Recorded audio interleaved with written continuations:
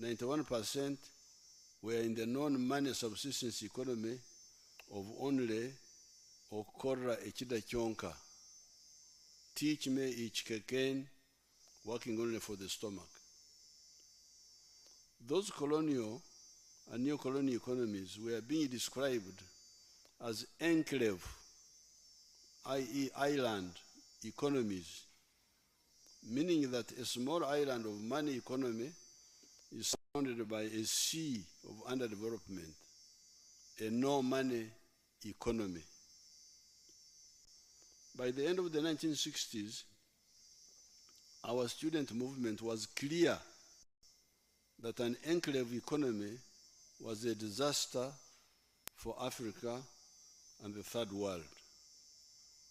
We had to build a new type of economy, which I will point out later.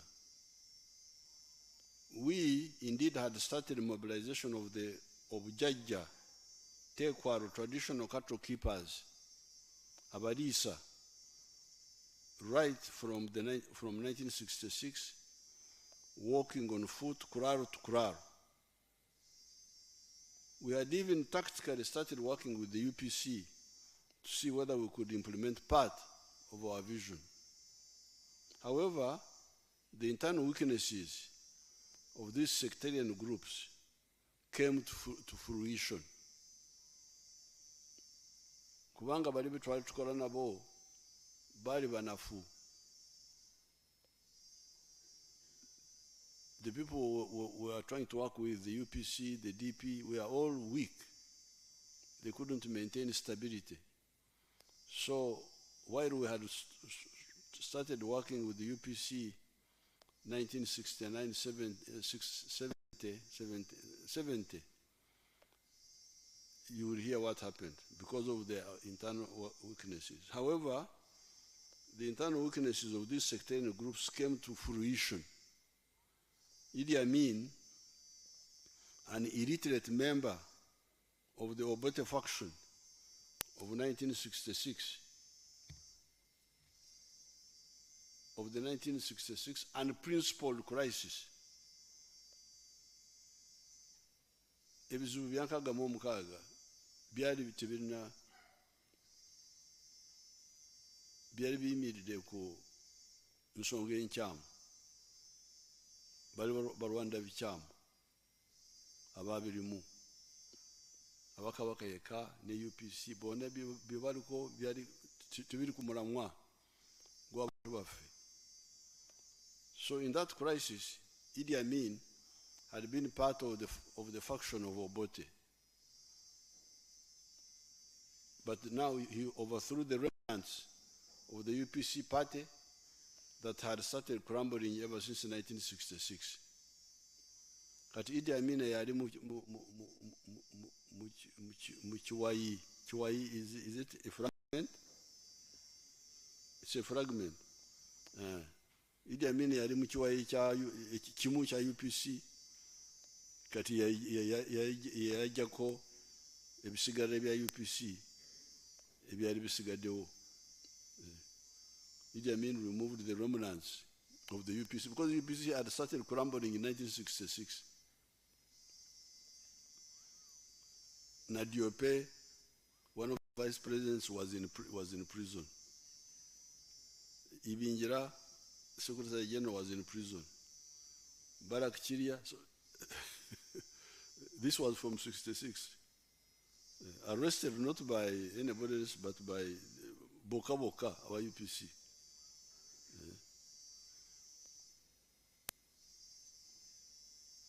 Why Obote and the sectarian groups of the 1962 were mistake makers. UPC ne DP bali mu nsobi bakozesa amadini bakozesa amawanga naye tugezako okukola nabo. They were mistake makers. But Amin was a disaster. Was a disaster. Tewaliwo omuntu ali serious eyalina kyako eyali asobola okukola na Amin. We therefore, from the word go, decided to fight Amin, and also use those repeated mistakes of the sectarian groups to create a Ugandan-wide political-military force to lift Uganda to higher and the more principled politics and the transformative economic strategy guided by what came to be known as the 4 principles of patriotism, Pan-Africanism, socio-economic transformation, and democracy. Amin okuyingira mu buyinza kyali kibi naye ate ffe twakirabamu omugaso. Twawalirizibwa okutandika okwenyingira mu kukola amagye n'ekibiina eky'abamumanayinki ne tuva ku biri bye twali tugezako okutiitiibya bya UPC, DP, Kabaka yeka. Twatandika line empya. Hence, we formed FRONASA, NRA, NRM in the 16 years between 1971 and 1986. Emyaka eyo 16 71 okutuuka 86 twasobola okukolawo ejje epya n'ekibiina ekipya ekiyimiridde ku misingi ey'okwagala Uganda, kwagala Africa, okukyusa embeera y'abantu na democracy. Nevertheless, in all that time, we always tried to engage all the political groups of Uganda to see whether we could not form the widest possible alliance to help us transform Uganda. Hence, we engaged all the groups always, UPC, DP, Kabaka Yeka, the Nabodele group, etc. By 1986, when we defeated the remnants of the mistake makers of 1962, abantu bakola ensobi okuva 62 bali mu nsobi. Kati tutuuse emyaka 86, emyaka 24 tuli mu nsobi zokka. Bali ku mawanga, bali ku madiini, bye balimu. Emyaka 24 from 1962 to 1986. By 1986, when we defeated the remnants of the mistake makers of 1962, the neo-colonial economy of the 3 C's and 3 T's, the small enclave economy that was accommodating only 9% of the homesteads by 1962, had almost disappeared because of the bankruptcy and brutality of the Idi Amin group. Cotton and copper had collapsed, and so had tourism and tea.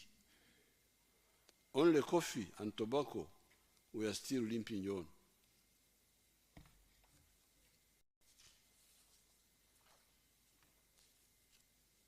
Therefore, our mission was now twofold.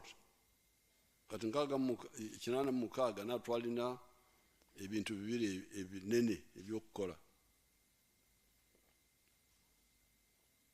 Number 1, restore the small island of the 3 C's and the 3 T's where possible and necessary. And 2, transform the whole of Ugandan economy and society as we had always intended. Kati jukira myaka gyenkaaga twali tetumatidde enzirukanya y'ensi n'enzirukanya y'ebyenfuna.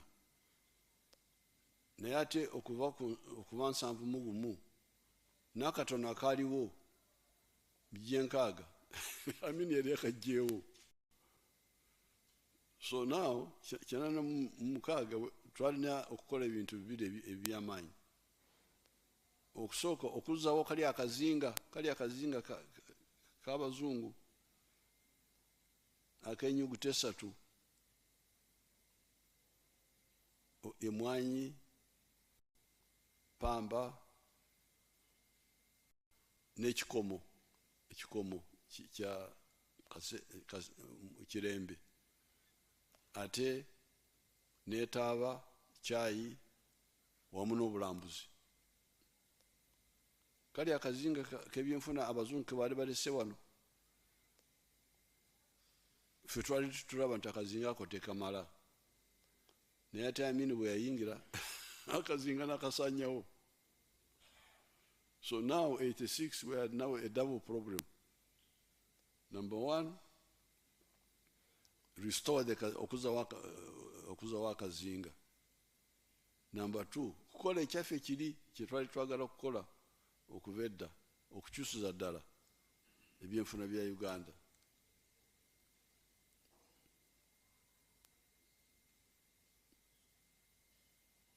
To put these two missions to the people of Uganda, okwagala okutegeeza abanyuganda ensonga zino ebbiri, we put forward the 10 points program of the NRM. Twalangirira ensonga 10 za NRM. Tuli mu nsuko. Point number 5 of those points talked of building an independent, integrated, self-sustaining economy, linked both vertically and horizontally. In spite of obstructions by the parasites, the uninformed, and the traitors, we have done exactly that. We have moved through or into five phases. Phase 1, bring back the small island economy of 1980 that Amin and the subsequent regimes had destroyed, totally informalizing the economy into one of magendo, smuggling, Chibanda, forex black market, Kusamra, speculation, resulting in terrible shortages. By 1995, the shortages had ended, and so had the informalization. Cotton had been restored, and so has tea and tourism, but not copper yet, because we insist on a higher value for it. Phase 2, expand the island. We have done that. Coffee has grown from 2 million bags now to 9 million bags. Tea from 3 million kilograms to 60 million kilograms, not 6, it is 60 million kilograms. Write it properly. Tourism, from earning US dollars 132 million in 1970 to now earning $1.28 billion. Phase 3, we have diversified the products in the money economy. The British had misdirected our people by telling them that cash crops were coffee, cotton, tea, cocoa, and tobacco, and maize, milk, bananas, cassava, etc. were not cash crops, but only food products for subsistence purposes. That's what the British, abazungu bali bayigiriza abantu baffe nti ebikola sente ze mwanyi, pamba, koko, chai, netaba. Kasoli oyo wakulya buli.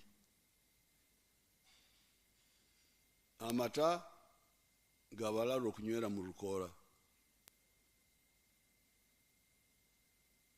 Ente z'ennyama ezo muzirireyo mu lukoola, temuzireeta wano mu tawuni. Amatooke, musogole omwenge gwe muba mubeerako eyo mu kyalo. So that those are not cash crops. So you had a place like in Ntungamo which I know very well. You know Ntungamo is post office, private Bagambara. They don't even have a post office number. Bagamanti Ntungamo pure private Bagambara. We didn't have any cash crop. There were only a few families in Deja sub-county who I used to hear had some coffee. Then a few families in Buonjara, they were also there. I was hearing about them. Then a few families in Cheizova, one of the sub-counties. And then later on, some families in Chamhunga started tea. But the rest of us who were there, we had cows, we had bananas, but no cash. No cash crop.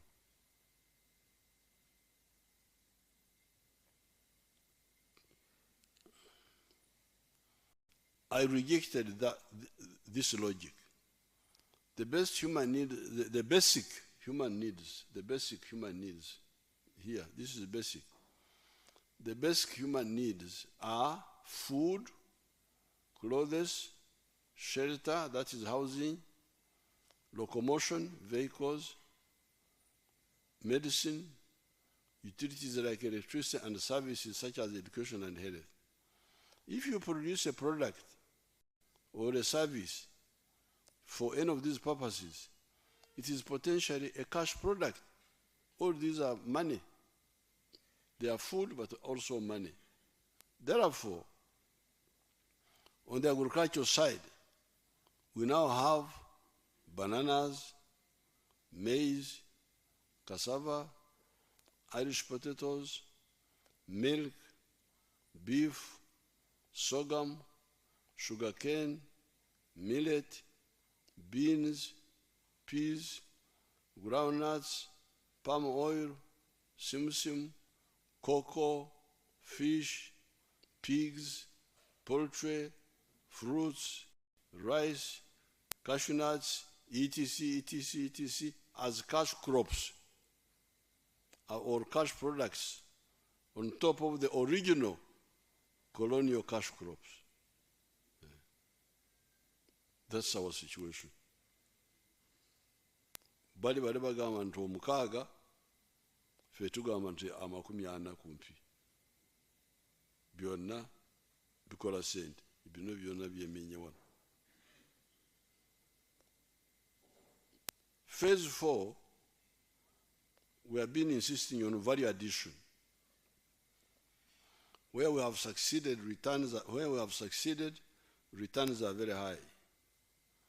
The milk industry was initiated, has expanded, and we are producing a number of final products such as long shelf,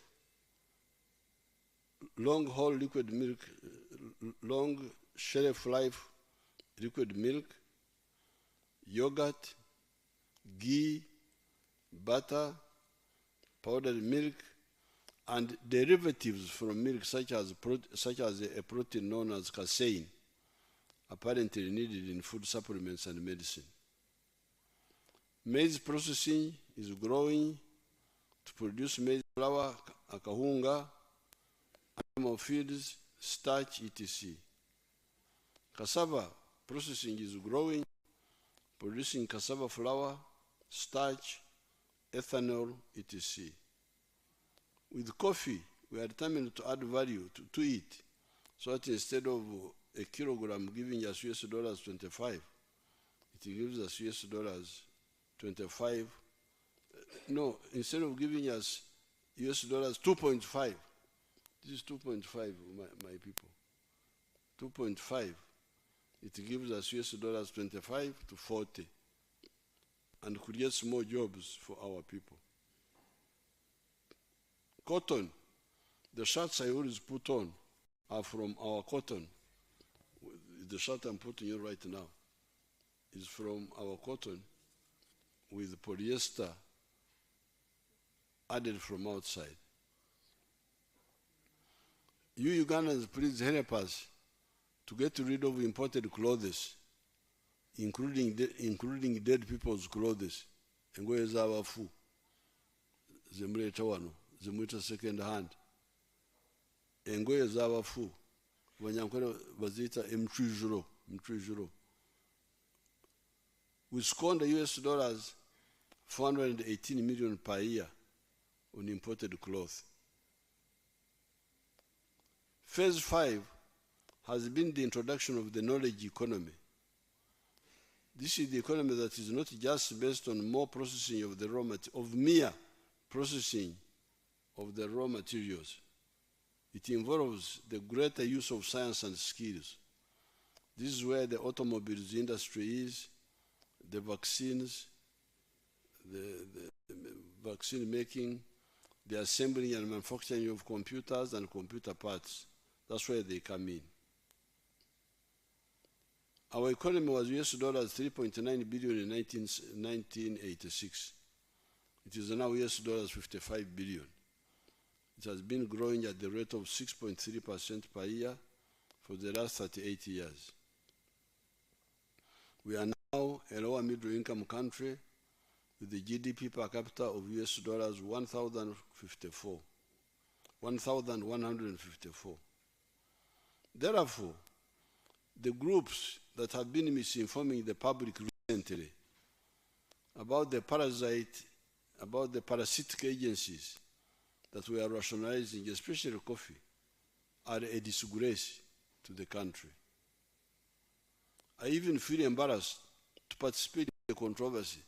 Mpura n'okuswala eggwanga lyonna okubeerawo boogala ku bitaliimu mwanyi.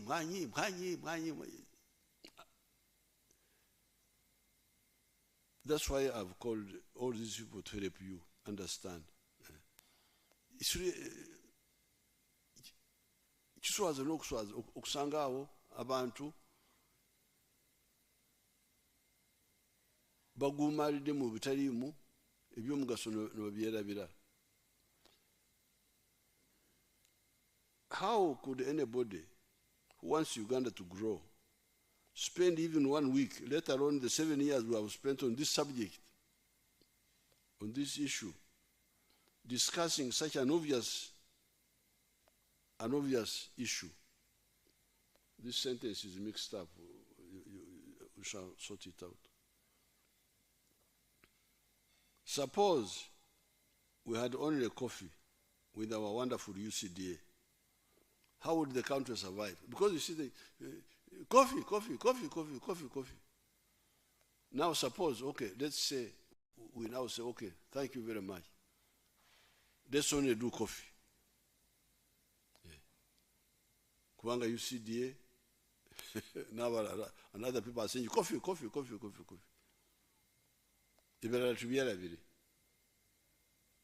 We only do coffee. Now, suppose we did that. How could the country survive? With a population of 46 million, each person needs 2,000 calories per day. Kubanga abasayansi basobola okubala petrol y'omubiri gye gwetaaga, peteroli, in the form of calories, baziyita calories mu luzungu, eziva mu mmere, coming from food. And they are saying that another person needs 2,000 calories per day. With 46 million people, we would need 550,000 metric tons of wheat to feed ourselves. This would cost, okulya kwokka emigati engano would cost US dollars 380 million per year imported from outside. This is just eating. How about clothing? How about cement and other building materials for shelter?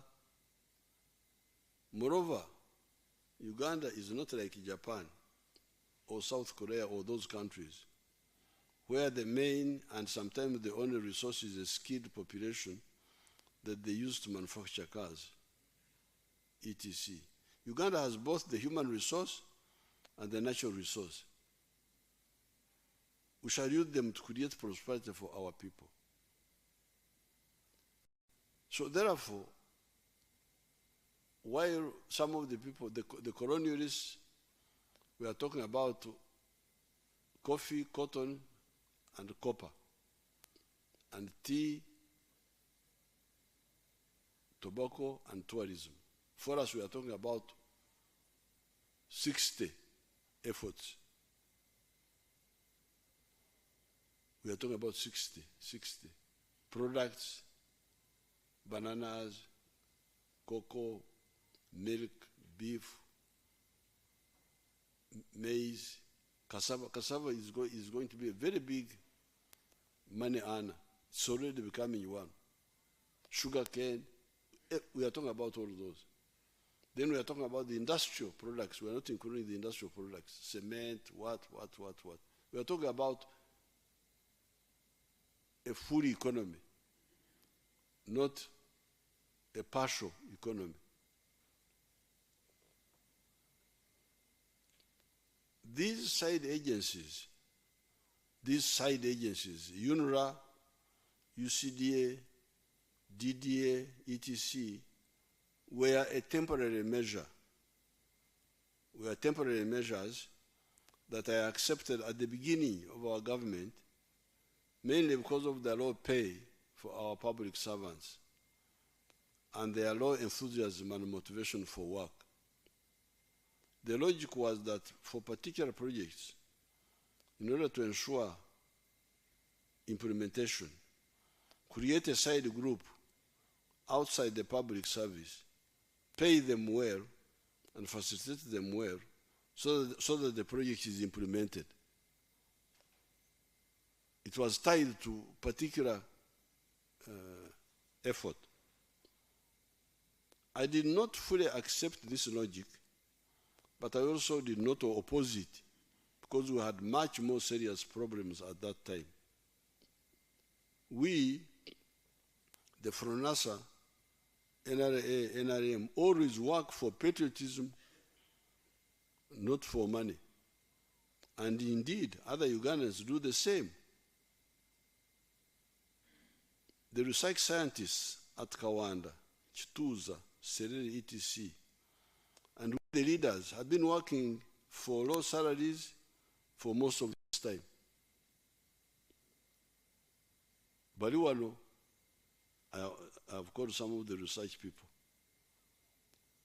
I think one of them can speak. Do you speak? Who speaks English?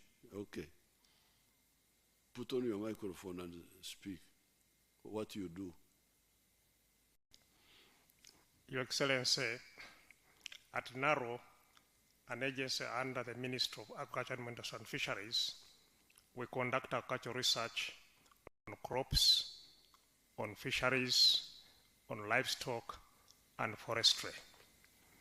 Your Excellency, over the years at NARO... When did you start working? Your Excellency, I started working in 1988. At that time, the research wing was under the ministry. And then in 1992, when NARO was established, I was moved from the ministry to NARO. And I've been able to get up in the ranks, and today I'm the Director General for NARO. Your Excellency, over the years, NARO has been able to develop over 1,000 different crop varieties. So most of the food we eat in this country, Your Excellency, is developed by the scientists under NARO.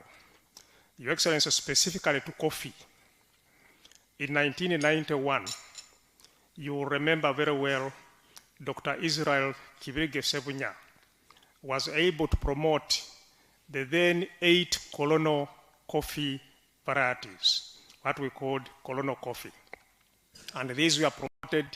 And then in 1997, NARO under Kituza started what we call a breeding program for the second generation coffee varieties.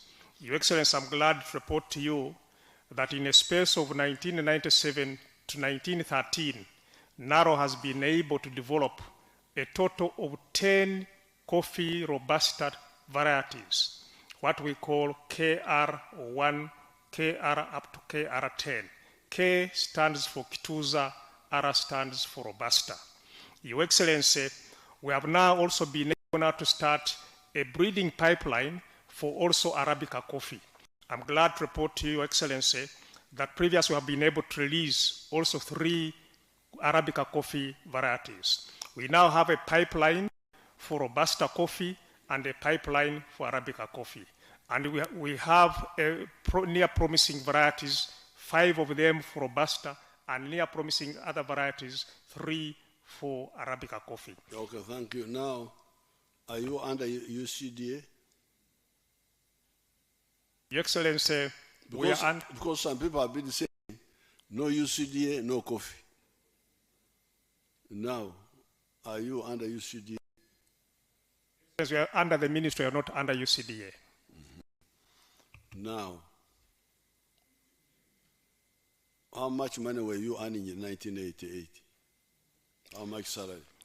Your Excellency, when I joined service, my first salary was 2,824.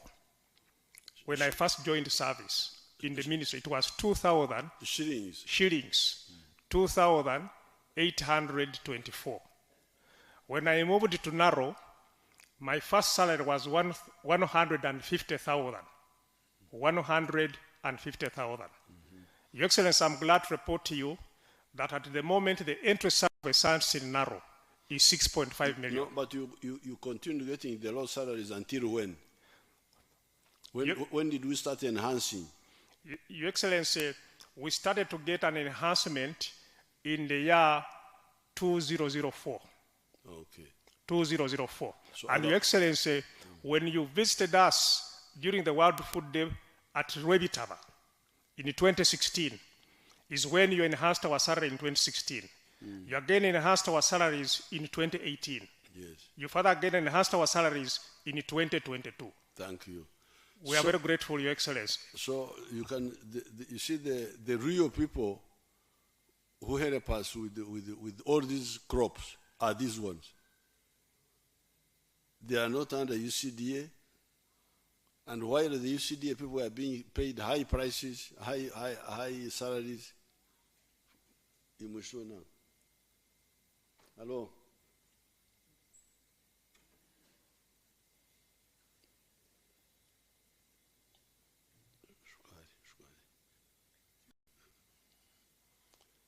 While the UCDA were getting high salaries, these people were getting low salaries. Like us, we the freedom fighters, we were not working for money, we were working for our country.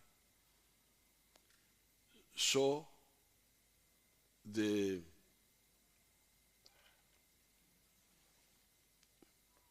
therefore, the other logic, which was actually being pushed by the donors, of saying that no high salaries, no work. We have never accepted it, but we had to keep quiet. You don't have to fight every wrong idea. We had to say, okay, if you think it can help, you start these agencies. And that's how they started. But we, the scientists, as you hear, continued working with low pay. We, the freedom fighters, the political workers, were working, getting low pay. These UCDA were getting high pay. Mm-hmm. But the main work was being done by the scientists. I will come to that later.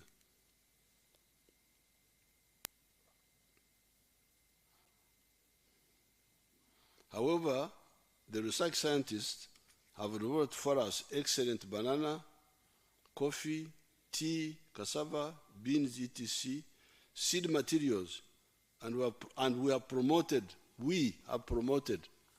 their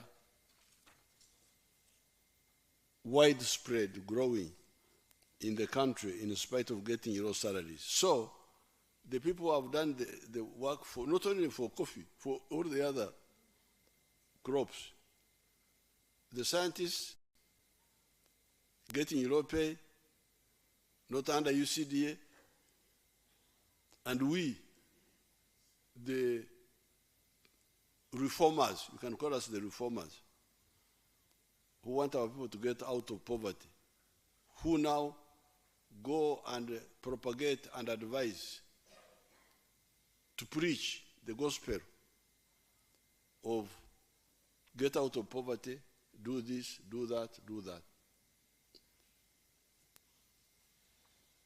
However, since some people were insisting that mercenary motivation is the only motivation, I did not mind trying it out as we moved on with our broad program.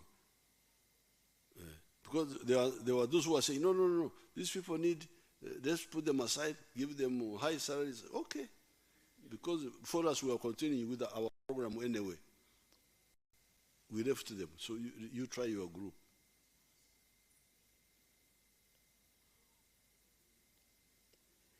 Those agencies, however, never performed well at all, in spite of the huge money we were spending on them. How do I know this? Regarding the DDA, regarding the diary, it was me who had to do all the work, starting with 1989, when I started in the Nyabshoz area. I've written about this in different documents. Regarding UCDA and NADS, I know that they were doing no work or little work, because in 2013, when I launched Operation Wealth Creation at Butarangwa, Nakaseke, a whole of 68% of the homesteads in Uganda were still in subsistence farming. Here with me are the witnesses that can inform the public about the no work or little work of UCDA and NADS. Now, when I was worried about the future of the country, that's when I started Operation Wealth Creation. I brought soldiers because the figures, the data, were showing that there was a majority of the people were outside the money economy, 68%. Kati abaserikale abali mu kaweefube abali wano muyinza kuwa obujulizi. Samba wali katandike ne Samba teekako omuzindaalo oyogere mu Luganda no muteekereko omuzindaalo.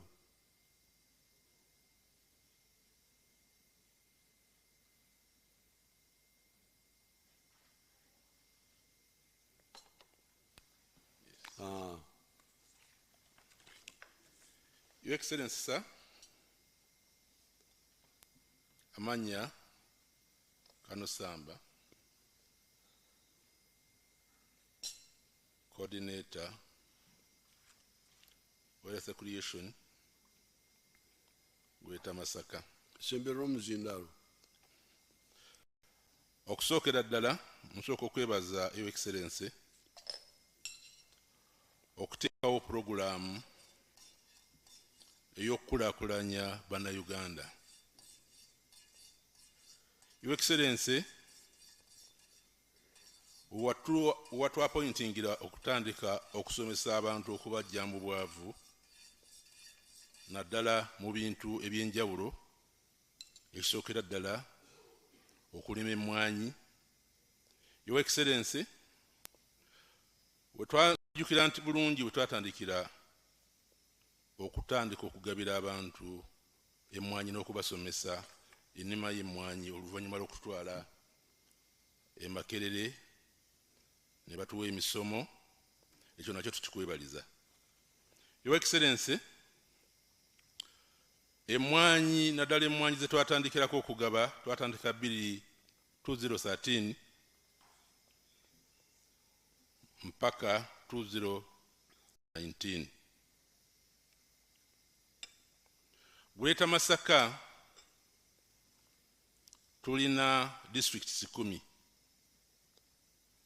ne tubeera ne constituency 22 ne tubeera ne county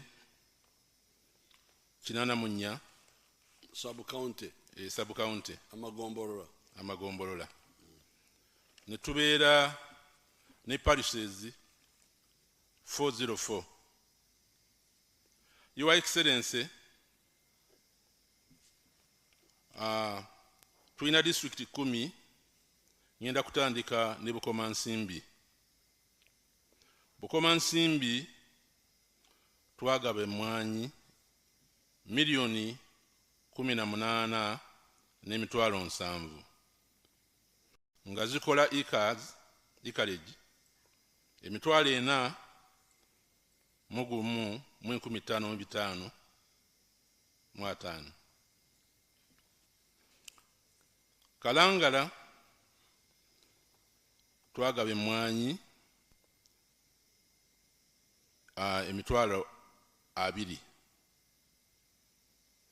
nga zikola acreage 4,640. Lungu twagaba milioni 3 nga zikola emitwalo milioni yes okay milioni 3 nga zikola emitwalo 67,733.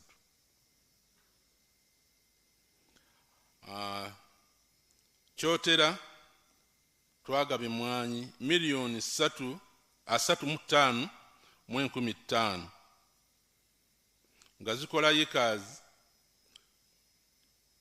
emitwalo 12,222. Lwengo district twagaba milioni 3,3,243 mu 476 nga zikola acres emitwalo 7,374. Lyantonde twagaba emitwalo 22,319 nga zikola acres 496. Masaka district twagaba millions 2 n'emitwalo 8,489 nga zikola acres emitwalo 4,633. Lakai twagaba emilioni 10 n'emitwalo 809 nga zikola acres 24 n'emitwalo 22. Sembabule twagaba millions 2 n'emitwalo 7,718 nga zikola acres 4 emitwalo 4,665. Zonna omugatte nga zikola acreage emitwalo 5 09 886. 500,000 Yes sir.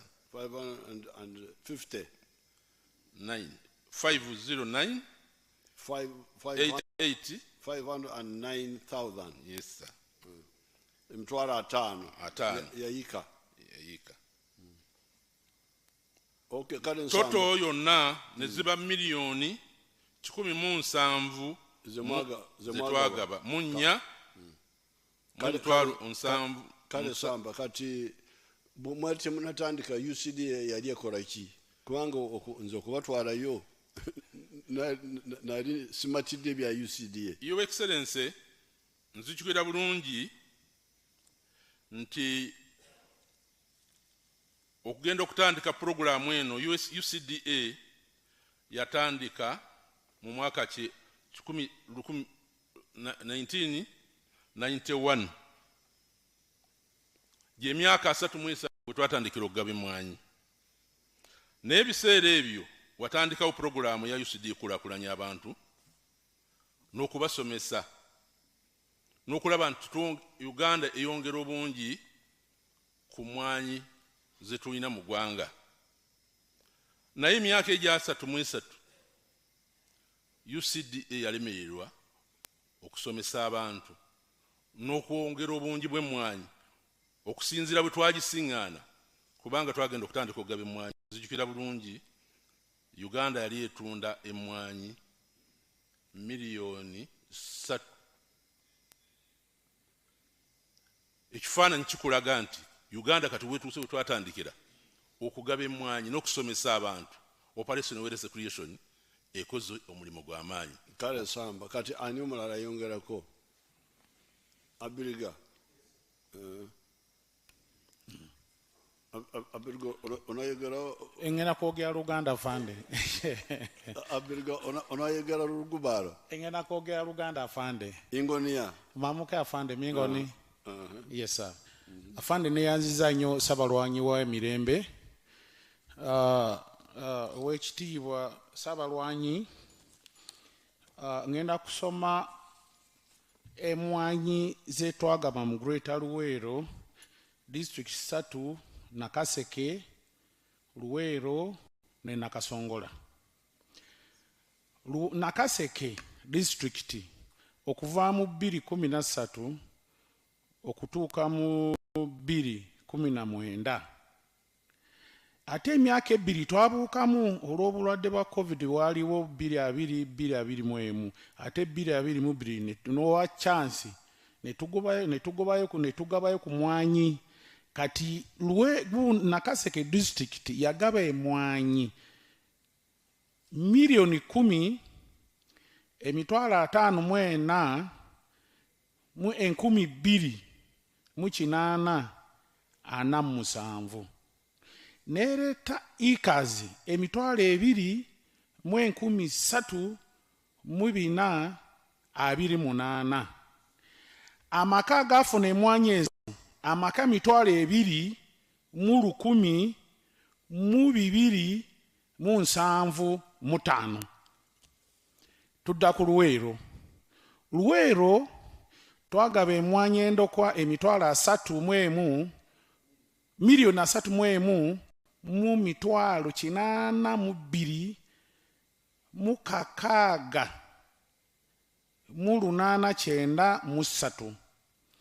Acreage ne tufuna acreage emitwalo 7 mu 722. Amaka emitwalo 6 mu 7 mu 313.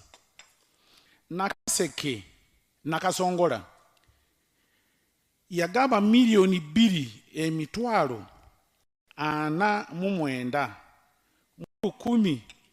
10,524 ge acreage 15,500 mu 36 era amaka 15,000 mu 128. Wamu amagatte emmwanyi ze twagaba mu Greater Luweero twagaba emmwanyi obukadde 44 mu mitwalo 86 mu 1,264. Acreage emitwalo 9 mu 9 mu 686. Amaka emitwalo 9 mu 13 mu 716. Owekitiibwa Ssabalwanyi w'abalwanyi. Kati zona omugate emmwanyi zona omugate ziri Luwero zezo emitwalo million 44 Luwero Greater Luwero. Okay. Yes sir. Emitwalo 44 million 44 mu mitwalo 86 mu 10,263 ye average mitwalo 99 mu 686 amaka afuna emitwalo 9,13 mu 716. Kale yes sir. Award 4. Award 4 afande. Walumula shayo ayongerako. Rwasi omulwanyi yarwananga nnyo eggulu ya guru wa Voyudi.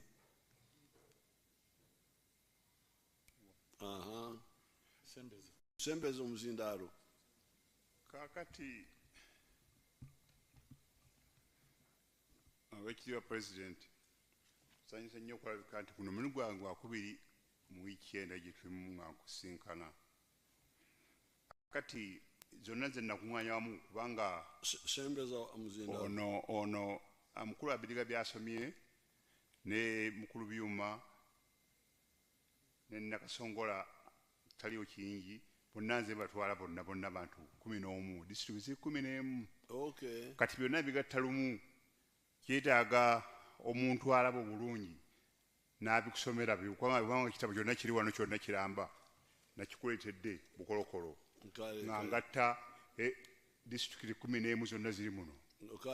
Kati bw'onooba olina obudde mukamange obiyise mwana amaaso gaago galwalalwala sigasala bulungi nandibadde mbikuyitamu naye nasobodde okwetika ekitabo kino.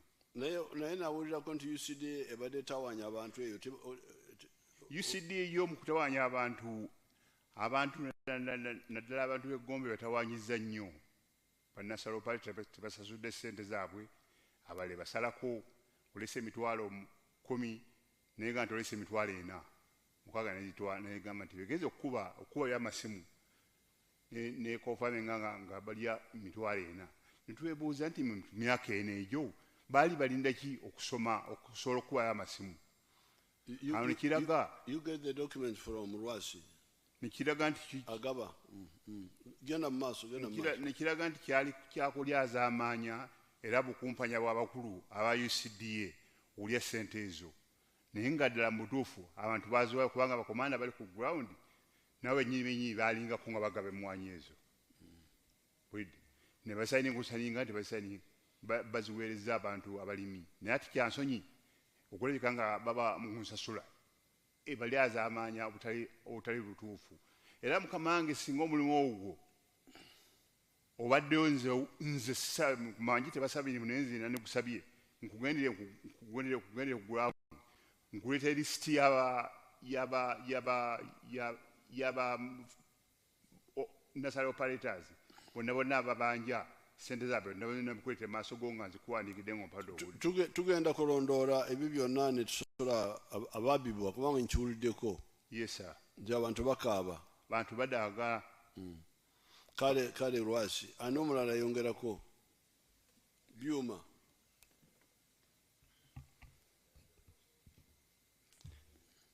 Owekitiibwa Pulezidenti waffe nze gwange ngenda kukaatiriza Nakaseke bamaze dde okunsoma emmwanyi ze nagaba.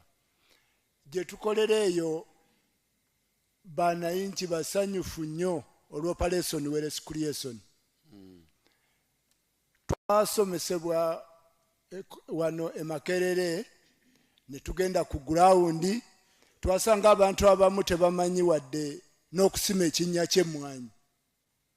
Ne tukwata enkumbi ffe kennyini ngaddemu ne tusima ebinnya by'emmwanyi nga bwe byatusomesebwa ne tubabuulira nti emmwanyi zisimbwa bwe ziti.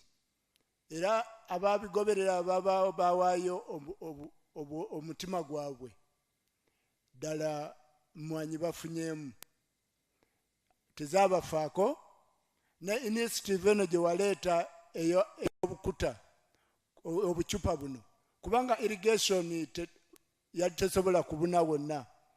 Abasobola okukigoberera bayita mu byeya ebibadde bitukuba era emmwanyi zaabwe zibaddeyo nga nnungi era zongedde nnyo ku byenfuna yaabwe. naddala mu kiseera kino emmwanyi weebeeredde ku bbeeyi ennungi. Buli omu musanyufu okumanya emmwanyi twabateekamu amaanyi ne mu kino ekiseera we tubadde nga tetugaba mmwanyi mu biseera bino. Beegulidde emmwanyi ne nasale operate ezisinga zonna, kati buli mmwanyi obulimu buto baguze ku ssente zaabwe ze babadde bafunamu eno emmwanyi gye twabagabira mu operational excretion. Kale byuma. Ani omulala? Yes.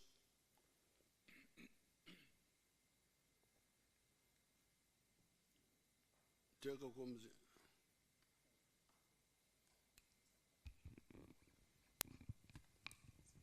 Jako byuma jako. Your Excellency, sir, nze Lieutenant Colonel Beka Matovu Mukasa, Coordinator wa OWC Masaka District ne Masaka City. Nze kantwala omukisa guno okwongerereza ku ebyo ebisooka okwogerwa Kano Samba n'abalala nga nkunnyonnyola kiki ekyatusobozesa okutuuka ku kye tutuuseeko kati ku kirime ky'emmwanyi. Bwe twatuuka omusomo gwe twafuna Makerere nga General Byuma bwakyogedde kyatuyamba nnyo okutegeera ekyokukola, era bwe twatuukayo twasooka okumanya nti abantu baali babulamu okukyusa oba okubatereeza endowooza zaabwe ku kirime ky'emmwanyi, ng'abantu baweddemu essuubi nti ekirime ky'emmwanyi tekikyali ekyo ekyali kibafunira. Naye twakola nnyo nga tubakunga ne tubakakasa wamu n'okubaagazisa nti baali singa bakikola obulungi kyali kyakubafunira. Era twagenda mu maaso ne tuba nga tukwataganira wamu ne district local government mu kuteekateeka abalimi abo awamu n'okugoberera nga bafuna emmwanyi, ate okuddayo amangu ddala nga bakazifuna ne tukakasa nga bazisimbye ne bazisimba nga amateeka g'ebyobulimi ku kirime ekyo bagalagira. Ate era se twakomaawo twagenda mu kulondoola nga tubalambula kakasa tulabe ddala obanga emmwanyi ezo tebaziragajjalira ne bakikola bulungi. Kati Mukasa bano abadde bagamba nti no UCDA no coffee. Obaddamu otya? Afande ngamba nti abyo boogera byabwe era nga sibinoonyerezeeko, kubanga bw'otunuulira kye twakola kyakyusa nnyo, ate ng'abamu basooka kutukuba amagi mavundu nti tetwali basirikale abatamanyi byakulima tetujja kusobola. Olaba twakyusa kye baali bayita emiyini, ekyo kyali kiva ku butaweta mmwanyi ne zigenda obugenzi mu bbanga. Mbu baali baziimuula bye twali tukola bagamba nti mugaba miyini ya nkumbi. Yes sir. So nakyo kyaggwaawo ne tutereeza buli kimu. Kati bwe tutuuka ku kye tutuuseeko olwaleero ng'oyise mu byalo era nga bwe waliko mu Masaka n'olambula gye twagenda ku balimi abo bewalaba ab'amaanyi, osanga omulimi eyakwata obulungi ennimiro ye nga takyali mu mbeera eri gye yalimu. Kale ani asembayo? I will come to those. Abasirikale. Your Excellency, sir. Kale Mukasa ajja kwakanani? Jako. Excellency, sir. Amanya Kano Godfrey Kaliowa. Kaliowa Makulubita. Musajjawo. Atwala katika South constituency. Owekitiibwa watuduumira omwaka 2013 tugende tulwanyise obwavu mu bantu bo. Mu myaka egyo twagaba ebintu bingi naye ng'essira watugamba tusinge kulisimba ku kirime ky'emmwanyi. Era bwe twatuuka twatandika okukunga abantu okubasomesa mu ngeri y'okubateekateeka, kubanga tewali muntu yenna gwe twawa mmwanyi nga tetumaze muteekateeka. Ate ekitaaliwo ku UCDA twateekateeka abantu ne tutandika okubagabira emmwanyi. Era nze mu constituency yange eyakatikamu South constituency ngenda kusoma figa yokka okuva mu mwaka 2013 awo twabuukawo okutuuka mu 2019 twabuukawo awo emyaka 2 ate ne tugenda ne tugabayo mu 2022 katika mu South constituency yafuna twajiwa emwanyi emiliyoni 7 emitwalo 84 mukenda mu 612 as acreage omutwalo gumu 7 mu 3 mwana 3 amaka agaganyulwa gali omutwalo gumu 14 mu 7 mu 89 gemaka agaganyulwa okujjako waliwo ko okusoomozebwa okuliwo okwalima okubadde kukyalimye UCDA okutuukiriza ke kawuka akakaze emwanyi ke bayita trigbowara akawuka ako kajojobya nnyo abalimi baffe akakakaza obutabi bw'emmwanyi waliwo akawuka akakajja ne kabiika mu katabi kano akabala k'emmwanyi ne kagenda nga kakaza emmwanyi mpola mpola mpaka ekikolo kyonna ne kiggwawo paka okutuusa kati abantu baffe abasinga akawuka ako kabajojobya nnyo okusoomozebwa okulala kwe bubbi bw'emmwanyi abawulula emmwanyi ekiro bajja ne bawulula emmwanyi n'ebito byonna nga babitwaliramu ate kyekimu era ku kireese kyekyali kireese omutindo gw'emmwanyi okulaba nti gwali kukola ki nti gukka nti emmwanyi yaffe bwe yagendanga katale nga si nnungi olwezi emmwanyi ze babawululanga nga zikyali ki nto kati nga nze nali nteesa nti senga tusobola okuteekawo etteeka kubanga emmwanyi zino be baziwulula balina waliwo abazigula nze nali nteesa nti senga wabaawo etteeka erikwata ku abo abagula emmwanyi ez'ento kyalikoze bulungi nnyo nti twali badde tulwanyisa obubbi bw'emmwanyi kubanga ono aziwulula nga manyi yagenda ozikola ki okuzitunda ne senga ojjawo ako akatale wagenda okuzitunda ekitegeeza obubbi bw'emmwanyi bujja kukendeera webale nnyo owekitiibwa president. What is the answer for the boer? The boer.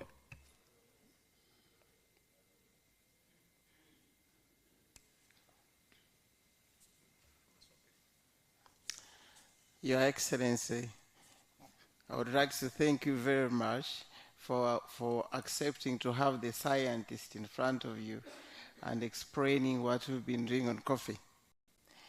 Much as I hope to explain a few things on the seed system, let me first talk about the beetle, BCTB. The beetle reduces the coffee yield by 9.6% per acre. The what?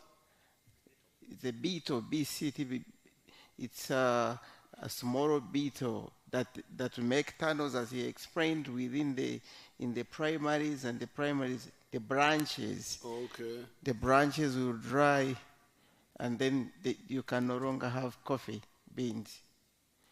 So it reduces the coffee yield in an acre by 9.6%, which is around 520 kilograms a year. At the Institute, we developed a trap that uses ethanol that you can put to waraji, this local ethanol. And the efficiency is about 90% in controlling the beetle. So it can be controlled? It can be controlled. Oh, okay. If we can have these traps multiplied and distributed in farmers' gardens, and they help us to engage the communities, because if one farmer controls and others do not use the traps, it's difficult to manage it. Okay. So if the effort is there, we can control the damage. Thank you. Now, the one who is controlling the TV, I want you to put my people of Kisozi. because I'm also a coffee promoter, before I go to other people.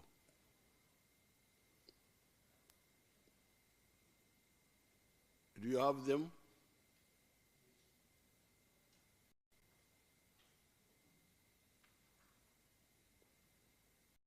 President, nali mu lukiiko lwasooka okukuba ku geeti mu kyalo kyange kubanga lwe lukiiko lwasooka okukuba mu kitundu kino. I attended the first meeting, Your Excellency, you had at the gate from this area. Mu mwaka gwa ndowooza yali 94 kubanga nali maze okola primary 7. That was around 1994 because you phoned me when I had just done P7. Ekitiibwa President, twakusaba ebintu bina. Ekisooka twakusaba emiti gya muwogo, ne tukusaba akawunga ak'okulya, ne tukusaba okutwalirako abaana ku ssomero, ne tukusaba n'ebitimba ebitta embizi z'omu nsiko. Your Excellency, we asked for 4 things in that first meeting. First of all, we asked you for cassava cuttings. We asked you for maize flour because we had no food, wanted posho. Number 3, we asked you for beans to plant or to eat. And finally, we also asked you for the truckers, I don't know how they call them, the bitimba, just to go and hunt the wild pig. Ekitiibwa abayiseeko ewaffe n'abayitayo n'abamu bandaba ku TV okwo ku lutimbe. Kakati w'ekitiibwa tulina luyimba lulala olutegeeza nti tuvudde we twali otutuusizaako at least ewali yadde yadde. Your Excellency, now it's a different story altogether. If you come, we can't ask for those things that we asked for. We are a different story. We've been transformed, Your Excellency. Njagala okutegeeza ekitiibwa abagenyi bano. They are now singing a different song. Okutegeeza ab'ekitiibwa abagenyi bano b'otuleetedde nti luli bwe baasabanga obuwunga katusaba byuma bya mmwanyi twagala mmotoka zitambuza birime byaffe. Your Excellency, the song was about asking for cassava cuttings, maize flour, beans to eat. Now the song was changed. Maize flour for eating, for the food. They were asking for food donation. Okay, it's a long. Now the song has changed. It's a long. You for can maize haras. Now, what my people there are saying that in 1994, when I started with them, they were asking me for kaunga to eat in their homes because they had no food. But now they are singing a different song. That they're asking me for ebyuma byemwanyi, for coffee halas, bagaga, bili byokusabiriza babivako. Now let me. So that is my group of Exodus. I had nothing. I am the one who mobilized them. Nothing to do with UCDA. I'd never heard of UCDA there myself. Now, some members of parliament have their experience with UCDA. Katubawulirize abali wano. Bogere mu Rwanda. Yeah, thank you so much, Your Excellency. Erinnya eryange nze Mutumba Abdul, member wa parliament, akiikirira ekitundu kya Kiboga West. Your Excellency, Kiboga omumanyi bulungi, twogera ku magombola ge Lwamata, Kibiga, Nkandwa, ebitundu ebimu e Kasejjere gye walwanira, Kapeke, Kayera, Kyekumbya, Kiboga district tuli balimi ba mmwanyi. Nafuna omukisa emyaka egyo egyogerwako 2013, 14, 15 paka 2016 nali mukulembeze ku district local government. District local government ye Kiboga. Okay. I was a councillor at that time. Era twakola na Afande Mural gwakwasa obuvunaanyizibwa bw'okugaba seedlings, inputs mu balimi b'e Kiboga. Afande Mural tasobodde kujja kubeera wano ne banne kubanga mugonvu, naye ebintu ebyagabwa mu Kiboga byali bingi, nga kuliko endokwa z'emmwanyi ezigenda mu bukadde obuwera 20, n'ensigo endala ez'emiyembe, ebijanjaalo, kasooli, ente, n'enkoko naye seedlings oba endokwa z'emmwanyi information gyenfunye okuva ku production officer yaŋŋambye twafuna endokwa ezisukka obukadde 2 naye tasobodde kutuukirira afande Muralo, Lieutenant Colonel Muralo retired, kutuwa exactly naye nga zaasukka endokwa obukadde 2. That is okuva mu 2013 up to 2017-18 awo we yakoma okugaba inputs. Kakati ebiseera ebyo bwe tugenze mu COVID ebyokugaba inputs mu kiboga by OWC ne biyimirira.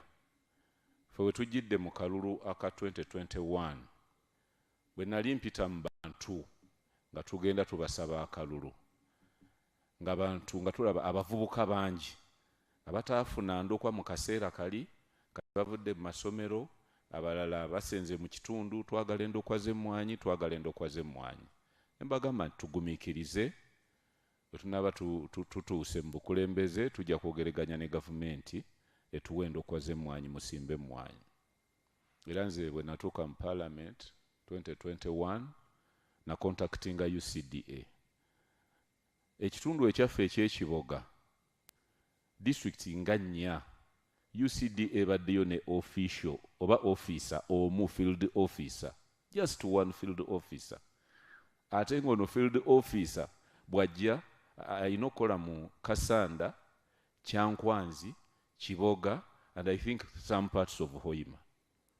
Kakati nga bwajja okubeera ng'akola omulimu guno gwa regulation okugenda ku byuma by'emmwanyi ebyo alaba omutindo n'okugenda mu basuubuzi era nga capacity tagirina ng'ate ayina kukolagana n'aba extension workers baffe kubanga ekibuga tulina ba extension workers abawera about 20 extension officers about 28 abatuukira ddala kugombolola. Yes.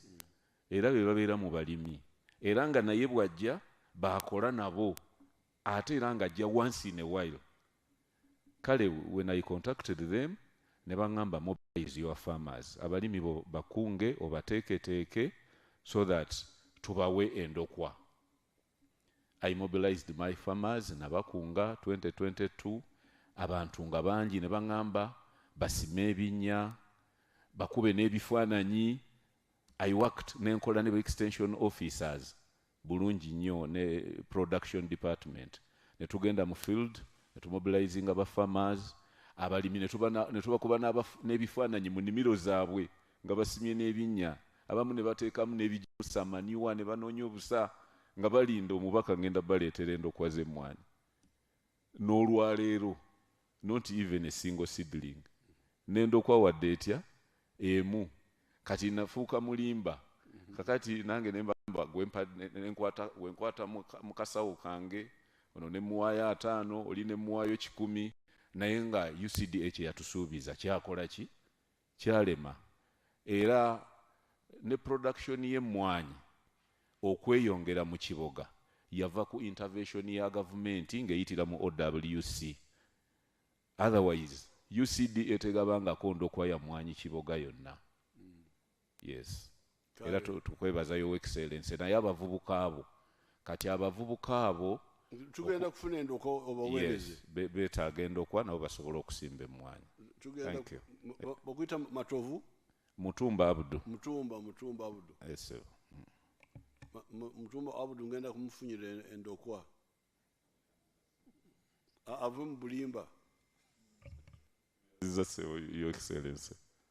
Excellence ndi musanyufu okuba nti ndi wano amanya Nsegumire Kibedi nkiikirira abantu b'Emityana North omuli amagombola 3 okuva egombola ly'Ebulera Kalangalo ekikando excellence kyamuseeyo gye mwasinga okuba nga mulwanira era ndi musanyufu njagala kwebaza nti historical sites awali ebisigalira by'abalwanyi bwe na raising a point eyo mu parliament sebona okukkiriza era bazimbye parts zonna n'enguudo ezigendayo nazo ziri kumpi kuzimbibwa n'ebirala bingi by'otuwadde mu Mityana North.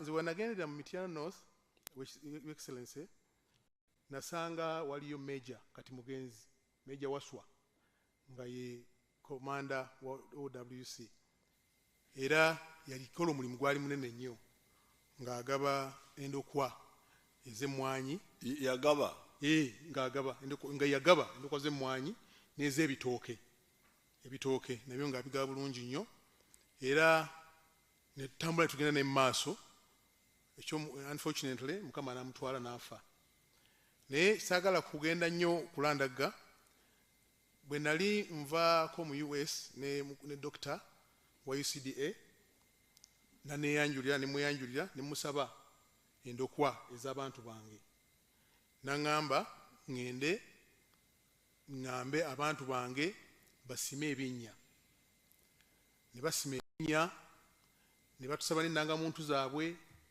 ne kontakisi zaabwe ng'omuntu asima ekinnya mu faamu ye n'ayimirirako nemukuba ekifaananyi era omukulu n'agamba agenda kumpendekwa nateekamu sente nnyingi okulaba nga abantu baffe basima ebinnya na buli kimu kyonna bacoordinators baffe bakansalers baffe naye okutuuka olwaleero bwe namala okutegeera nti bafunye sente palamenti bawadde sente ez'okugula endokwa ne mpandiika ebbaluwa omwaka ndoza guwedde esente baziweerezaani UCDA parliament ebadde ewa UCDA sente buli mwaka ebadde egiwa era badde ajja ne ministry of agriculture ne minister kubanga UCDA nga UCDA babaweereza mmeka last time bafuna billions 4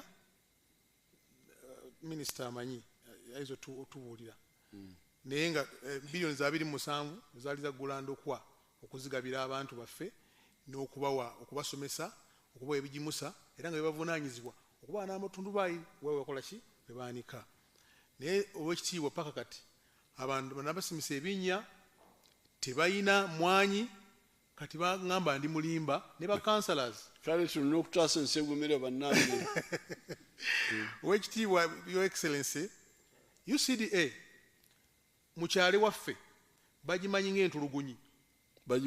ng'entulugunyi enkola ki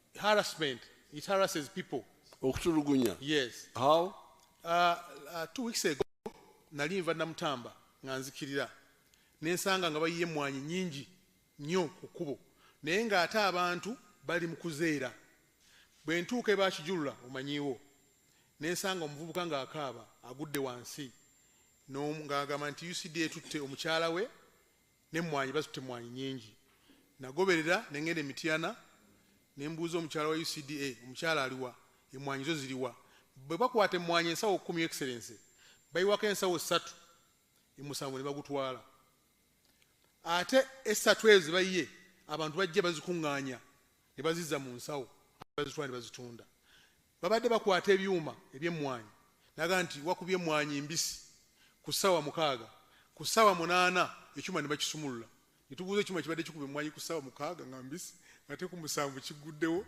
ate kiziba zikaze zitya so nolwekyo abantu babikwatira ki tebiri ku mutindo nti bakubye emmwanyi mbisi that's how they do when they want money your excellency the regulation is intended to weed out bad practices, but what the Honorable is saying, there is abuse of the regulatory interventions. Because what they do, ideally the regulation is in order, but if someone abuses it to harass people, to extort or to go beyond, that's where the problem comes in. Your Excellency, you cannot say someone has got a bad coffee. You decide to no salawo kumuyiwa. Ate bw'omuyiwa emabega gy'ovudde basigala bamulonda. Government is bad. Ate bw'omutwala gy'omututte bw'otwala ensawo 8 nti ozikutte omuntu wajja nagana kandabe ku nsawo zange 8 z'okoze ekizookutte nga tudemu togikola ki nga togiina ate nga tomulaga wezikoze eki wezigenze. So that is the problem. Nti UCDA tennaba kusomesa bantu teyasomesaako bantu ebbanga lyemaze mu constituency sirabangayo olunaku na lumu nga guno omusomo gwa UCDA nti guno omusomo bazze kuyambako kawuka bazze kusomesa bantu balima batya bazze kuyambako bantu kuba babigimusa kubanga they are supposed to give seedlings tebalina zibakoze eki zibawadde abantu abalima emmwanyi bantu beegulira ne ssente zaabwe ne bakola ki ne basimba emmwanyi zaabwe. Your Excellency, abantu baffe tebalina buzibu na kugondera mateeka. Naye ekizibu harassment gye babadde bafuna ng'omuntu newankubadde ayagala nga Honorable Minister bw'agambye ayagala okuteekesa mu mateeka naye ate yennyini yamenya amateeka. N'olwekyo abantu UCDA omulimu gw'ebadde ekola Ministry of Agriculture esobola ogukola. Your Excellency, abantu kye balina bannaffe kye badde bagamba nti emmwanyi President Museveni azitwala era ayinako 50%. Yes, era ayina monopoly nti emmwanyi baagala ziwa for instance nsemmere yabazigula tebakola ki tebagula kati ye poison ebadde muki ebadde mu bantu. Your Excellency, bwe twali ku radio ku TV about 3 weeks ago ku NBS nayinako babaka bannange nga tuli ku pano, we are talking about the same. Babaka bannange omu n'agamba nze nafuna emmwanyi emitwalo 600, 600,000 seedlings. Mwana n'agamba nange nafuna emmwanyi almost emitwalo 7. N'engamba how come we are members of parliament, I requested, I never got. Ate gwe wafuna emitwalo 600. Where do you get that 600,000 from? Where do you get that 700,000 from? Where do you get that 300,000 from? So nembagamba, is UCDA segregative? Your UCDA eina ebyana nebitali byana. Ebyana n'agaana. So Your Excellency, emmwanyi bannayuganda bali ready okulima emmwanyi era baagala emmwanyi kubanga emmwanyi tezisookedde wano. UCDA ebaddemu emyaka 3 mu existence, 30 years from 1991 Parliament we enactinga UCDA Act. Okutuuka emyaka olwaleero lwaki emmwanyi zibaye tezeeyongera? Lwaki kakati zeeyongedde mu mwaka guno? UCDA mabega badde teriiwo? That is the question we are asking our people. So n'olwekyo UCDA, Your Excellency, like you said, tegula mmwanyi, tetunda mmwanyi, tesuubula mmwanyi. N'okutwala n'ebweru si ezikola ki? Si ezitwala. Your Excellency, bw'wajjawo Coffee Marketing Board ng'omaze okulaba nti waliwo monopoly ate sente zigenda omuntu omu yazifuna n'oleeta UCDA, gwe wagireeta okusobola okuyambako okupromotinga ekirime kyaki ky'emmwanyi. Your Excellency, Honorable Frank ne Honorable Bright babadde bajja mu Parliament okusaba sente za agriculture naye nga ne UCDA be bagikulembeddemu abakulu bano be bakulembera UCDA okujja mu Parliament. Kitegeeza ki nti UCDA teri independent, eyina ministry mwekola ki mwegwa. So abantu abatulaba abasibo ne banyabo tulowooza nti UCDA okuvaawo oba oliawo it is a blessing in disguise. Abantu extension workers bali abali ku magombolola babeere effective bakole buki bulungi. For instance nga maliza Excellency, extension worker waffe owebulira obeekalangaalo obe ekikandwa bw'olaba sente zaafuna ntono nnyo n'entambula gy'atambulamu. Of recent twabaka bamalobo wa pikipiki bayi tebalina naye ng'ate wa UCDA emmotoka emu avuga emmotoka milioni 3 mwajja mwatambulira omusaala gwafuna mungi ate guno mutono nnyo. Kati omuntu waffe extension worker aba tasobola kuba na maanyi kukola ate ng'ali ku ground okusinga aliwa okusinga UCDA. UCDA afuna kinene akola kitono, extension worker akola nnyo ate afuna kitono. Singa enhancing emisaala gyabwe Excellency abali wansi ku magombolola ne bafuna n'entambula ennungi ne basobola okusupervisinga obulungi ekirime ky'emmwanyi kijja kutambula bulungi nga n'abantu bennyini balina that sense of belonging okusobola okulaba nti noga mmwanyi mbisi eyengedde yokka embisi njikola ki njireka. Tulina okukyusa, we have to cause for mindset change kulaba abantu baffe batunula mu ntambula ki endawula. Otherwise Your Excellency tukwebaza okusobola okuvaayo, otherwise abantu badde bafuuse ekizibu batugamba batunze emmwanyi baludde emmwanyi bagitutte nga tetuna miti kujjawo na muti nagumu ng'ate UCD gwe wagireeta ebadde Ministry of Agriculture, ebadde egiwoleza mu Parliament nefuna ssente ate bo nga bafuuse ekizibu kubanga balina kye baakoze baddira bainsitinga bannaffe abalala kuffe babainsitinga ne babogerako nabo bulungi okusobola okuba nga basiga emirimu gyabwe n'okusobola okulaba nga basurvivinga mu bukyamu.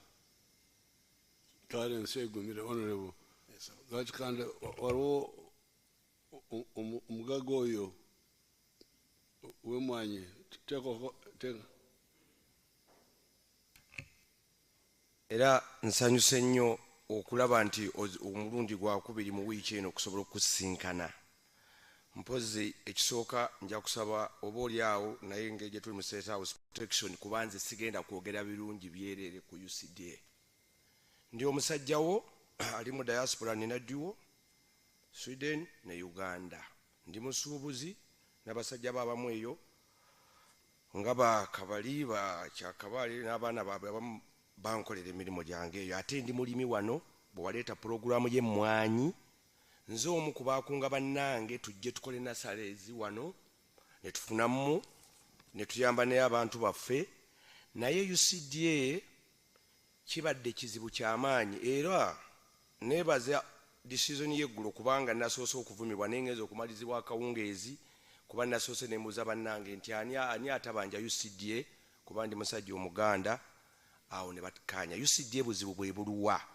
UCDA Dr. Yatomera munansonyiwa bakama bange.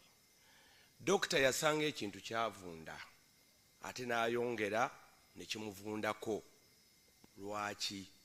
Nga bwe nga nti nandibadde ne protection naye ngeri bwe tuli mu State House ebisinga kambyogere sijja kwogera mannya bw'oliba ompadde obudde nzize nga whistleblower kuba mbadde mu mmwanyi zino nasalize Masaka ninayo, Mityana ninayo, Mpigi ninayo, Wakiso ninayo era officers abo abasinga even ne General Sale tubadde tusinkana naneebaza n'okukolagana n'omusajja oyo Lwasi valo yava mu magye okulaba nti ayongera okutambuza obulamu bwe kwadde musajja mudde amagulu ago.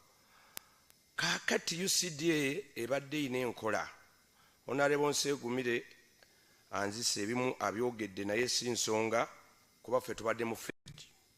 UCDA ebadde ekozesa ba officers baayo abamu ba civil servant honorables si nsonga kibiina kyo ba kibiina ki ebadde company enyaga government etya bwe bagamba nti ku mwaka guno tugenda gaba miliyoni oba 2 ez'emmwanyi oba 5 bennyini nyini bano sigamba ngezezaako muganda wange Nsegumire be basooka okumanya nti olwa UCDA egenda gaba miliyoni 10 ne basooka beegabire emmwanyi ezo abamu ne bazikozesanga campaign ne bazigabira abantu nga basaba obululu. Owa Nasale atali connected ne government oba ne UCDA officials tafuna ne zidibirayo nga yazikoze. Ate bano benyini batwala endokwa ne batamusasula we bali balina bayitirivu. Era senga UCDA senga muzito so kyabangi mwanyi naye abalimi bakubanja sente empitirivu ne batuuka n'okugenda ku parliament ne beeyambula naye nga beeyambula olw'obulumi ne bateekamu abantu sente babagobe olema okumanya kiki ekigenda mu maaso. Waliwo department ya accounts nfu etya balina akakodyo ke badde babbiramu kuba ndi musajja musuubuzi ne bakugamba nti mugende baba bonna ba officers bw'oba ogaba emmwanyi bamanya ne bamanya order egenze mu district yaabwe mu constituency yaabwe ne bazirinda ne bazirecevinga officer wa OWC n'ateekako omukono owa UC n'ateekako owa Gombola n'ateekako n'abeebalo ne bazitwala. Bwe babuzitwala akakodyo kaluwa ne badireyinga okusasula ne muweereza sente basasule mu balimi ne basooka bazirinnyako. Kakati wayitawo time y'okusasula ne bagamba ba auditor baffe baakubye essimu oba ekyampisi yes olupapula lulaga nti bonna baakakasa nti wagaba emitwalo 6 naye ate ffe tulabye 3 era zitugenda okukusasula okkiriza sayininga wano. Ensonga y'eggomba kuba eggomba babadde babidde trillions yo kanje ogereko afande Lwasi yaliyo ne bakomandazi be kubanga abantu babayise mu UCDA omu ku omu ne bakugamba kkiriza wano sitwagala genda mu kooti kkiriza wano tugenda mu kifo ky'emitwalo 10 ne basala emitwalo 9 ne bakugamba sayininga wano ebyo gyebiri tibajja bikweka. Even recently bwenzize mugabe musasula mutya nze waliwo Nasale nagabye emmwanyi nga balina okutuwa emiliyoni nabatugambye tugenda bawa miliyoni 35 zono tebannazimpa nga bwomanyi nti leero njogedde ku mmwanyi kuba nkukolera emirimu egy'awa n'emiraka njogere ku bya mmwanyi byokka ebirala oli bompadde obudde nja kwogera ne mbagamba era bagenda kumpa sente ezo kyovudde nga neetaaga protection naye nga balimbye lwaki musala million 5 nga temuyise ba officers abo bosasula sente ba stakeholder ab'ebyalo abali eri n'obagamba abange omwamugabire emmwanyi ze bweziti naye ate kaakati mugenda muwa sente bweziti UCDA ebadde yeemalira naddala department eya accounts auditing legal twagezaako through some contacts ne twagala tuengaging doctor tumuyambe doctor yani oyo I'm sorry tumuyambe MD tumuyambe is called what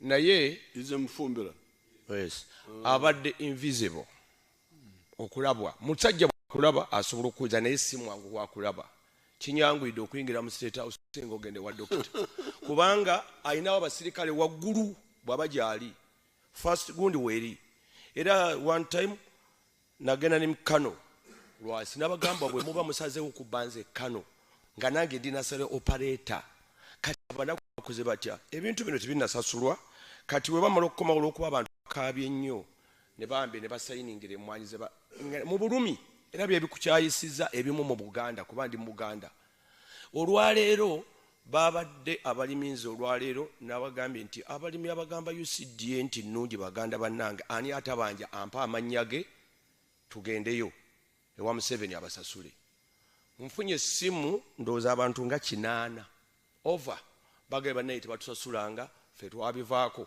lwaki bw'ogaba emitwalo 10 gino gye bakusalako ne bakuga nti tukosasudde 5 bo 5 bagikolera certificate kuba bye bagikola nga era kigenda kutwalira obunene naye gwoli musajja mulwanyi nga bagikolera ne slip yaayo ne bakola n'emikono gy'abaabiriga baganda bange kuba abiriga namulabako lumu ng'afunyiza ekikonde ku mwanyi era ne bakubira Lwasi it was Mr. Lutankomo nansonyiwa n'agamba bannaye mugambe Lwasi ayogere komanda we bagabe emmwanyi naye nga abiriga yali alwana abantu baganya okugaba emmwanyi ate bano bazitwala walala abiriga n'ayimukanga komanda emmwanyi ezo ne zigabibwa nenadduli yakirimu twali tukola follow up ali kye explainingira ekyo ne kiyitawo ye ne bamutyanga omusirikale era babadde bamanya nti wa musirikale Lwasi ye Lwasi in fact MD ansaba Haji Kasujja toyongera kujja na Lwasi mukambwe naye gwe obojja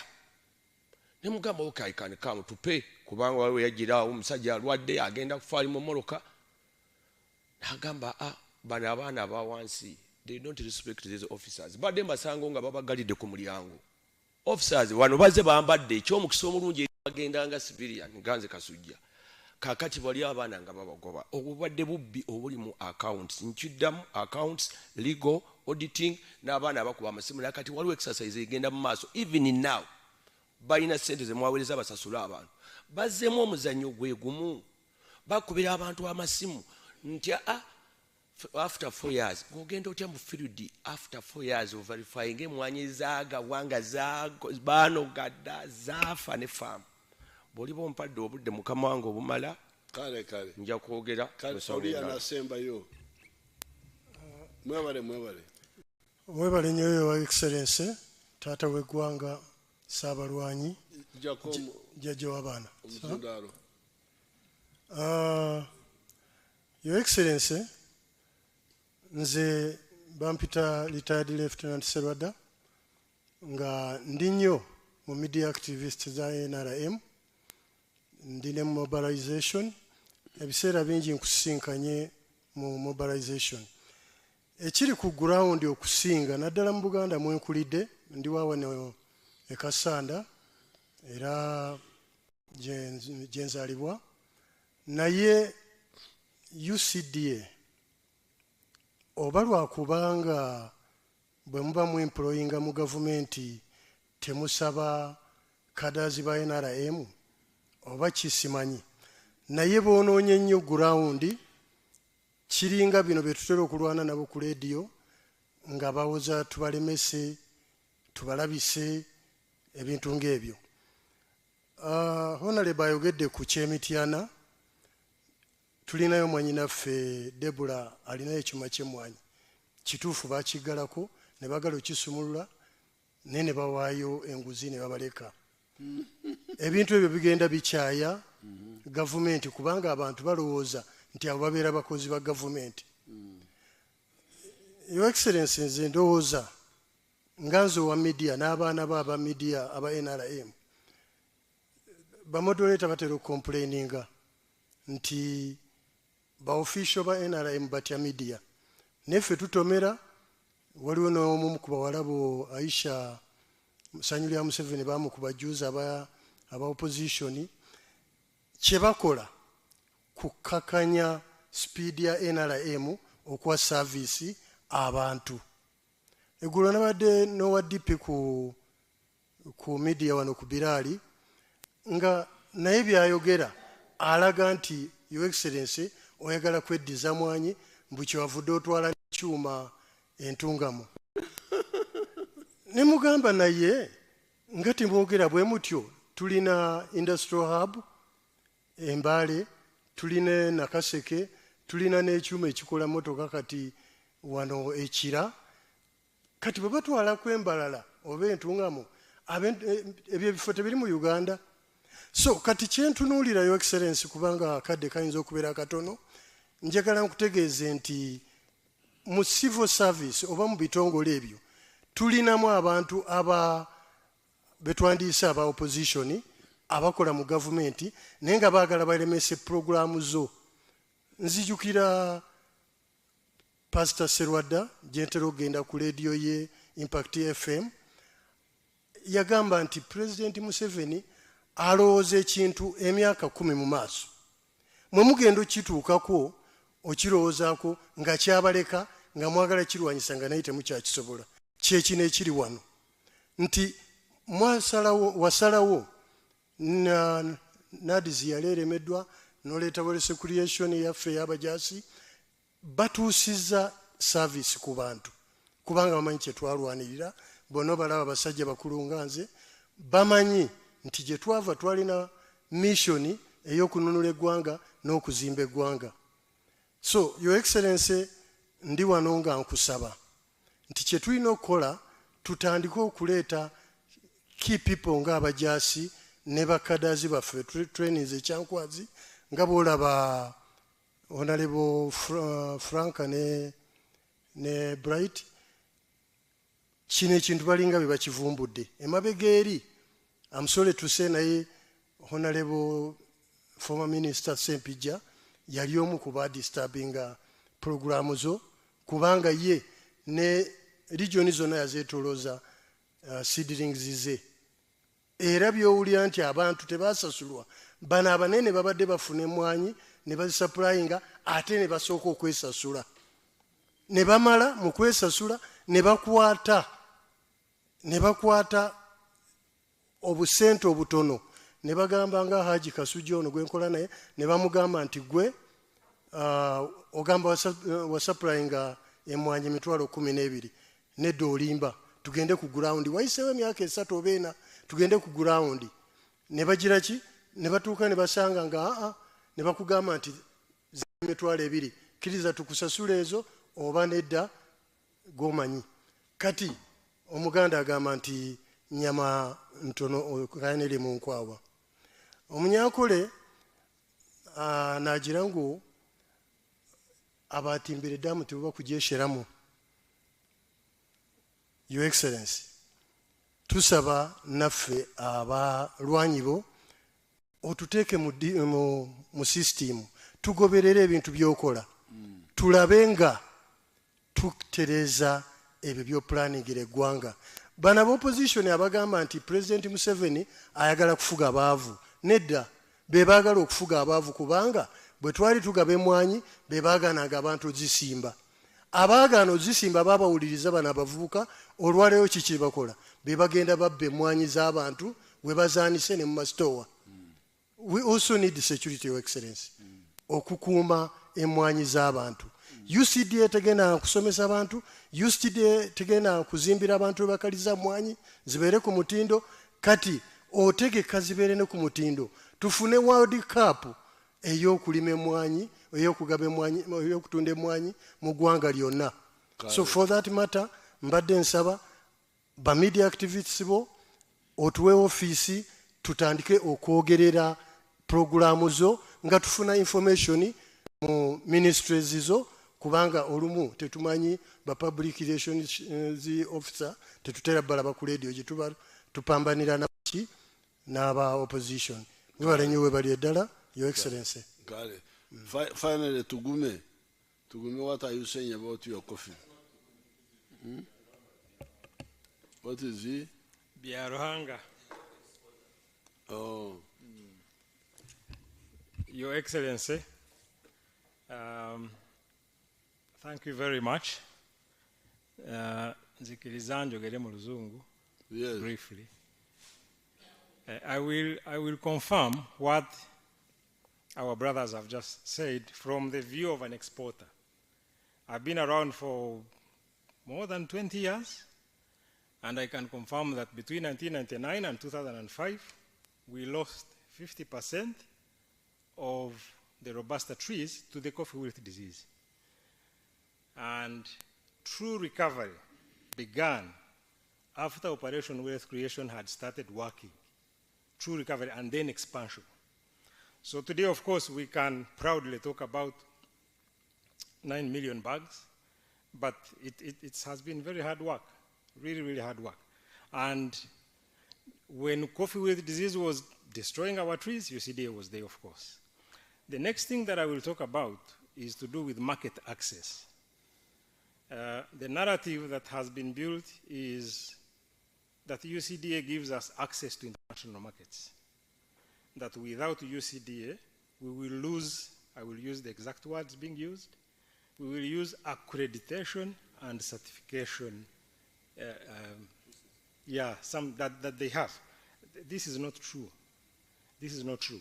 Access to international markets is given to us by the Ministry of Agriculture, which confirms that our coffee is good for human consumption. That is the phytosanitary services that they give. UCDA does quality control, which is okay because it helps us know what we are doing internally. The quality control function is hardwired in the single window system. So we get the primary data that we need to know that, okay, so this month we have exported this much, it has been exported by this person in licensing. That is what it does, local. After the coffee has crossed the border, the quality certificate is useless. It's useless. What gives us access to markets is the phytosanitary certificate and the general marketing that we do ourselves as private sector, of course with government support. So, Your Excellency, I thank you for this chance. Thank you. I wish to give you the confidence that the private sector is with you on this issue of merging both functions under one roof. Thank you so much. So, the Ugandans, you have had this information.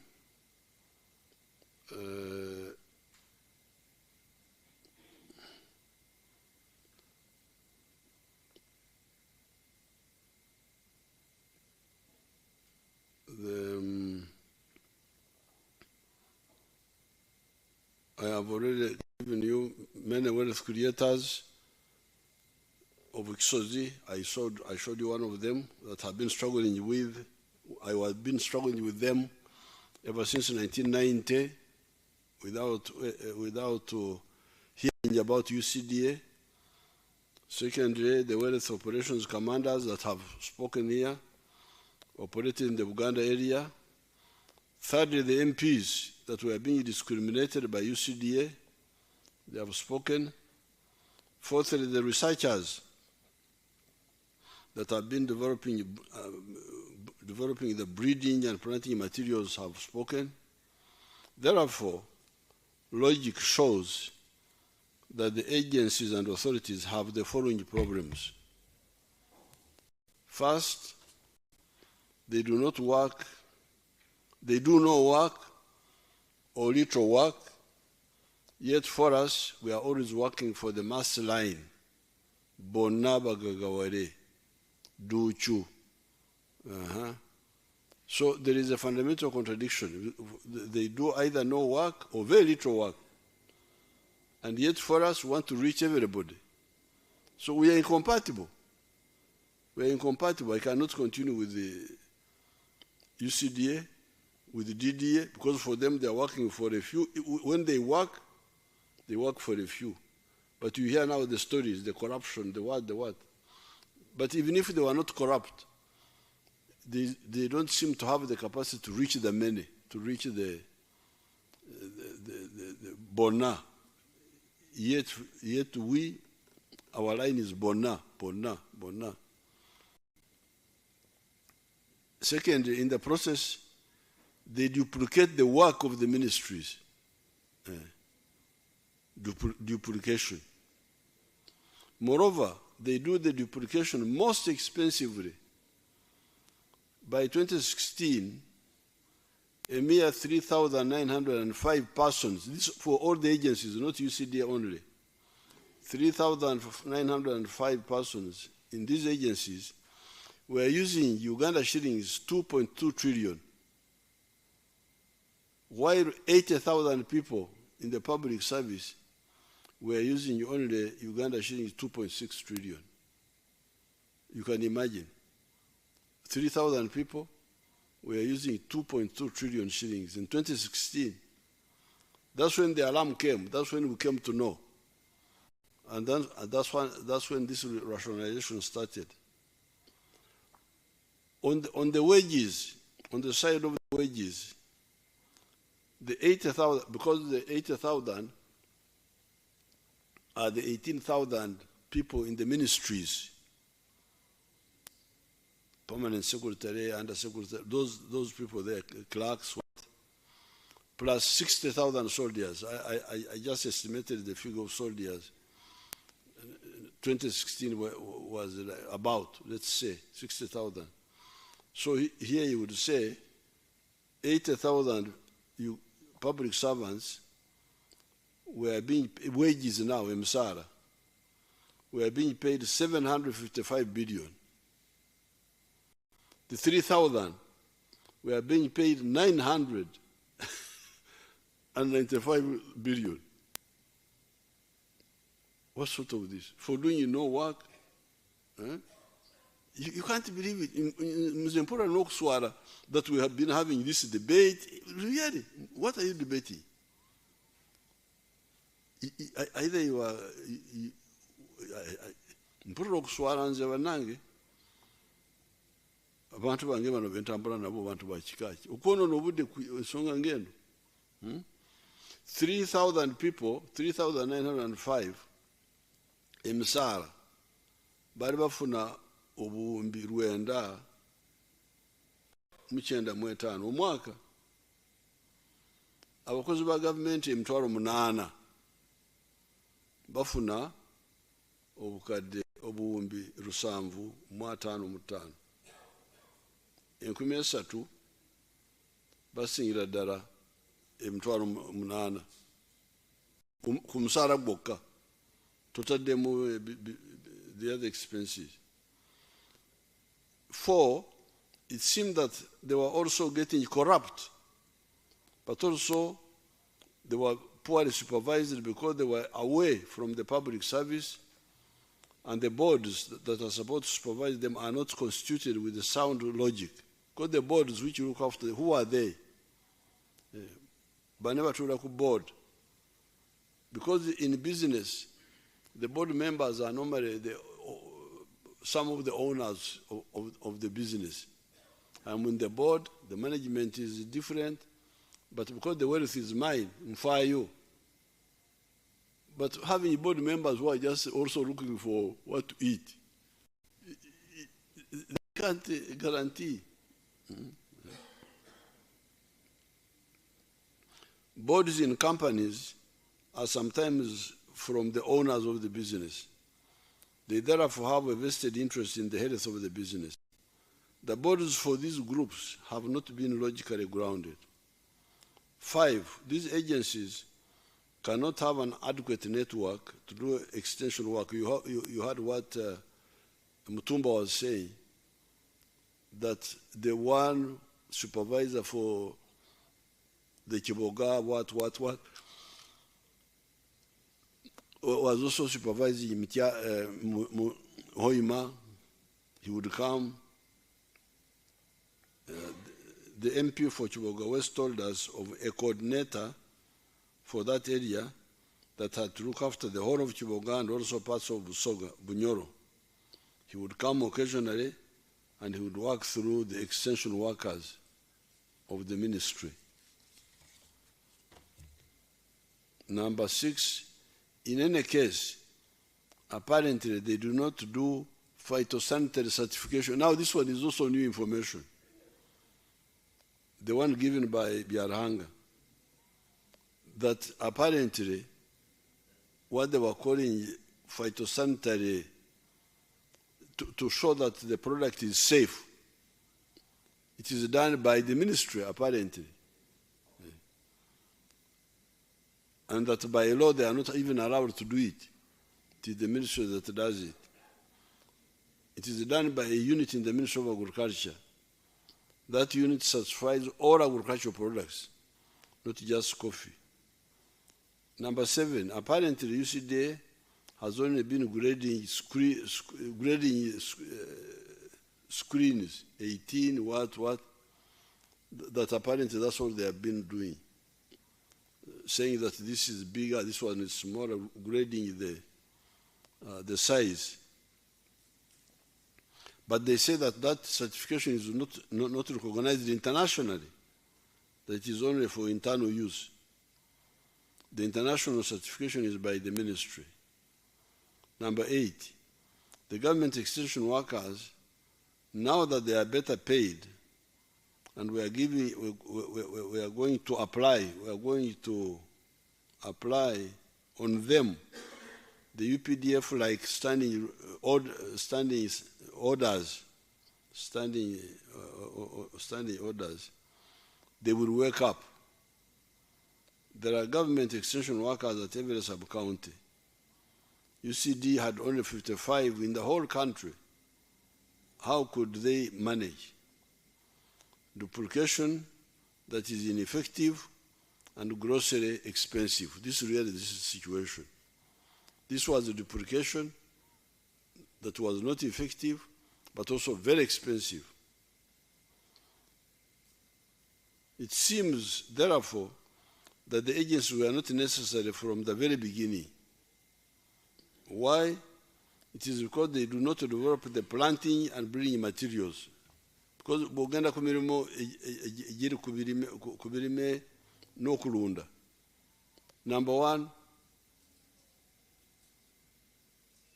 planting and breeding material. They are not the ones who do them. It is the scientists. Bwetuvawo. Propagation. They don't do it. The promotion. Now, even the safety, they don't do it. So, what were these people for? They do not do the phytosanitary. The ministry is the one which does it. They do not do the promotion. It is the operation wealth creation. Ourselves, the other stakeholders such as MPs, churches, etc., that do most of the promotion. I therefore thank the NRM MPs for putting to an end these parasitic agencies and authorities that were consuming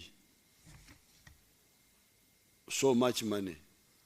The money thus saved will help us to do the important roads we have been trying to tarmac unsuccessfully.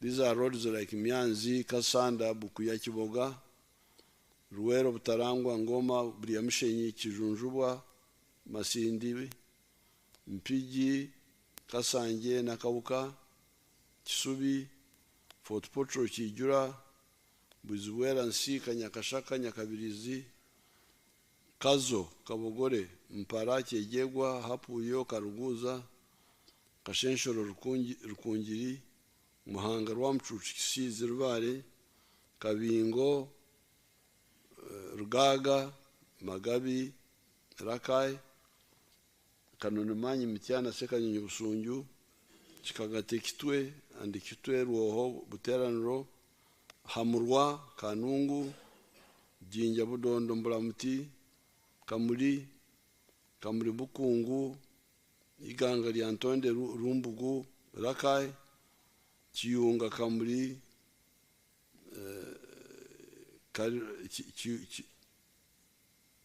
iganga Chiyunga Kamuri Kariro Kamuri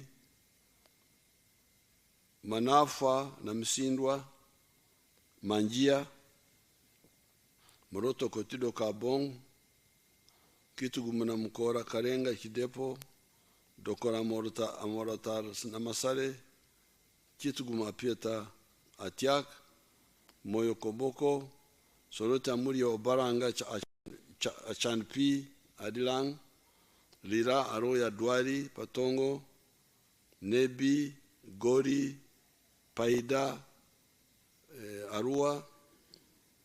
Even if we save shillings 1.5 trillion from these agencies per year, it would help us to do this. The most shameful part were those who were tribalizing the effort. It is criminal to do so. It is good, however, that they have come out and said that Museveni will be stealing part of the coffee if UCDA is abolished. UCDA is now abolished. We shall now see which coffee Museveni will steal. If there will be no coffee stolen by Museveni, as there will be no coffee stolen, the people of Uganda must realize the shallowness of these groups and punish them politically. Although I think we should also punish them even legally. Finally, I must comment on the rotten opportunism of these parasites that is also dangerous. The coffee prices have been quite high, which has been good for Uganda.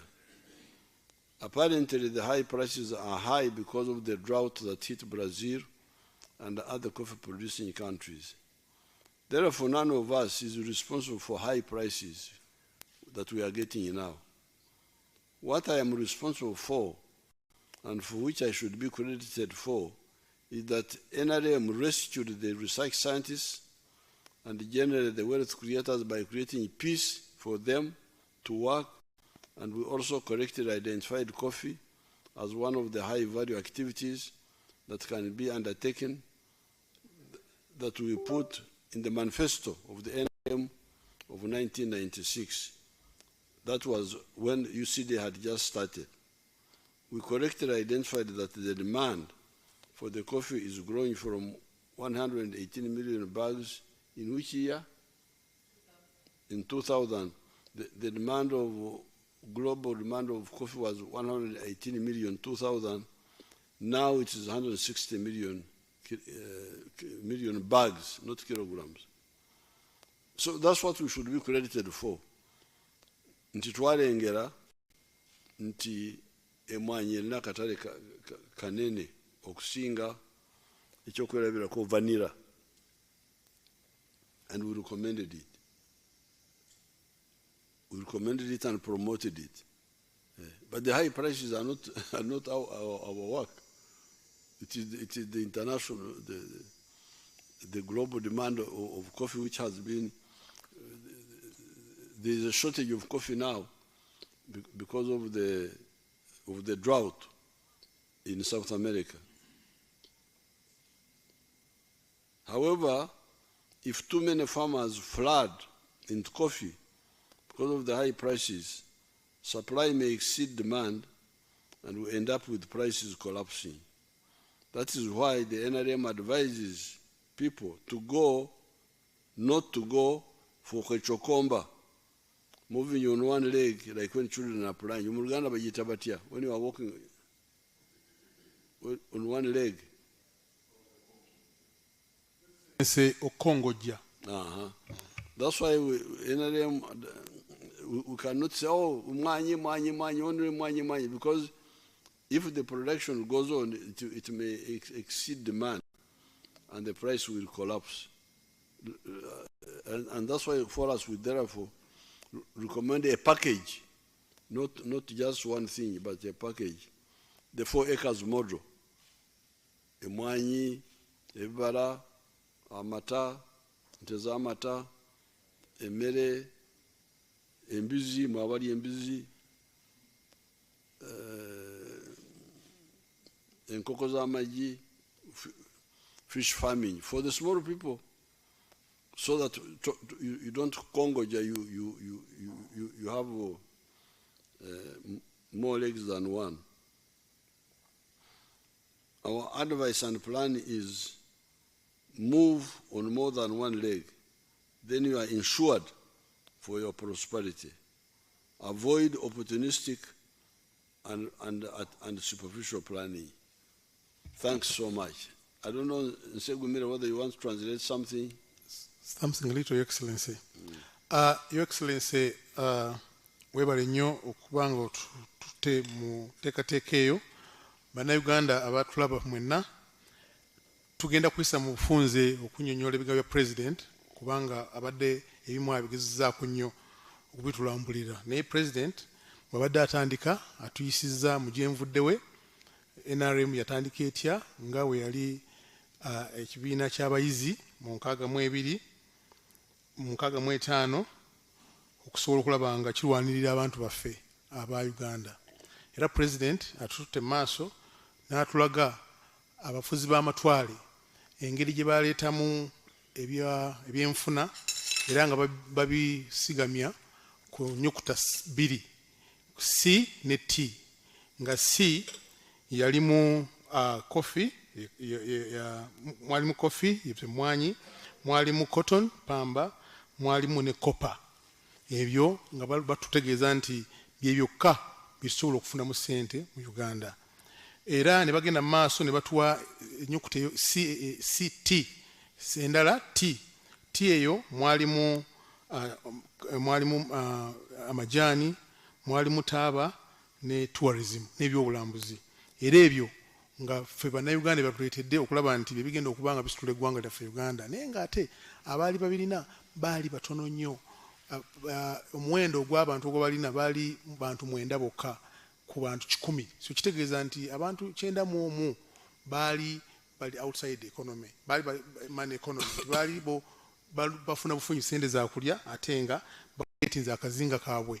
Akazinga ako abatono nnyo abaali bakola ki, abaali bakalimu.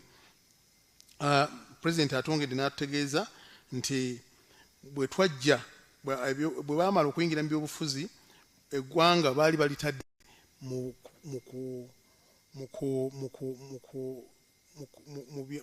by'amadiini n'ebyamawanga, okusosolasola mu mawanga ekyali ekizibu nnyo eri eggwanga lyaffe Uganda. Naye President teyalekeraawo, yagenda mu maaso olw'okuba nti yalina ebirowoozo eby'omu maaso by'aba Uganda yaffe mu maaso, n'asobola okulaba nga bwe yajja mu bukulembeze yasobola okulaba nga ategeeza bannayuganda nti newankubadde ebyo bikulu nnyo ze njogeddeko wammanga C ne T byali bikulu nnyo, naye tetwalinawo ebintu ebirala ebisobola okubeera nga byongera okuyamba ku ekonomi n'enkulaakulana yaki yeggwanga, nti twali tetusaana kulima mmere yokka yakulya, naye twali tusobola okulima emmere etulya negitukola ki, negitunda esobola okubeera nga ekola ki, ng'eyimirizaawo obulamu bwaffe. President agenze mu maaso n'atulaga nga emabega yonna okuva mu 6 mu 7 mwonna mwalimu obukulembeze obwali tebukkiriza enkulaakulana na nteekateeka Uganda ogenda mu ki, ogenda mu maaso. Era atulaze nti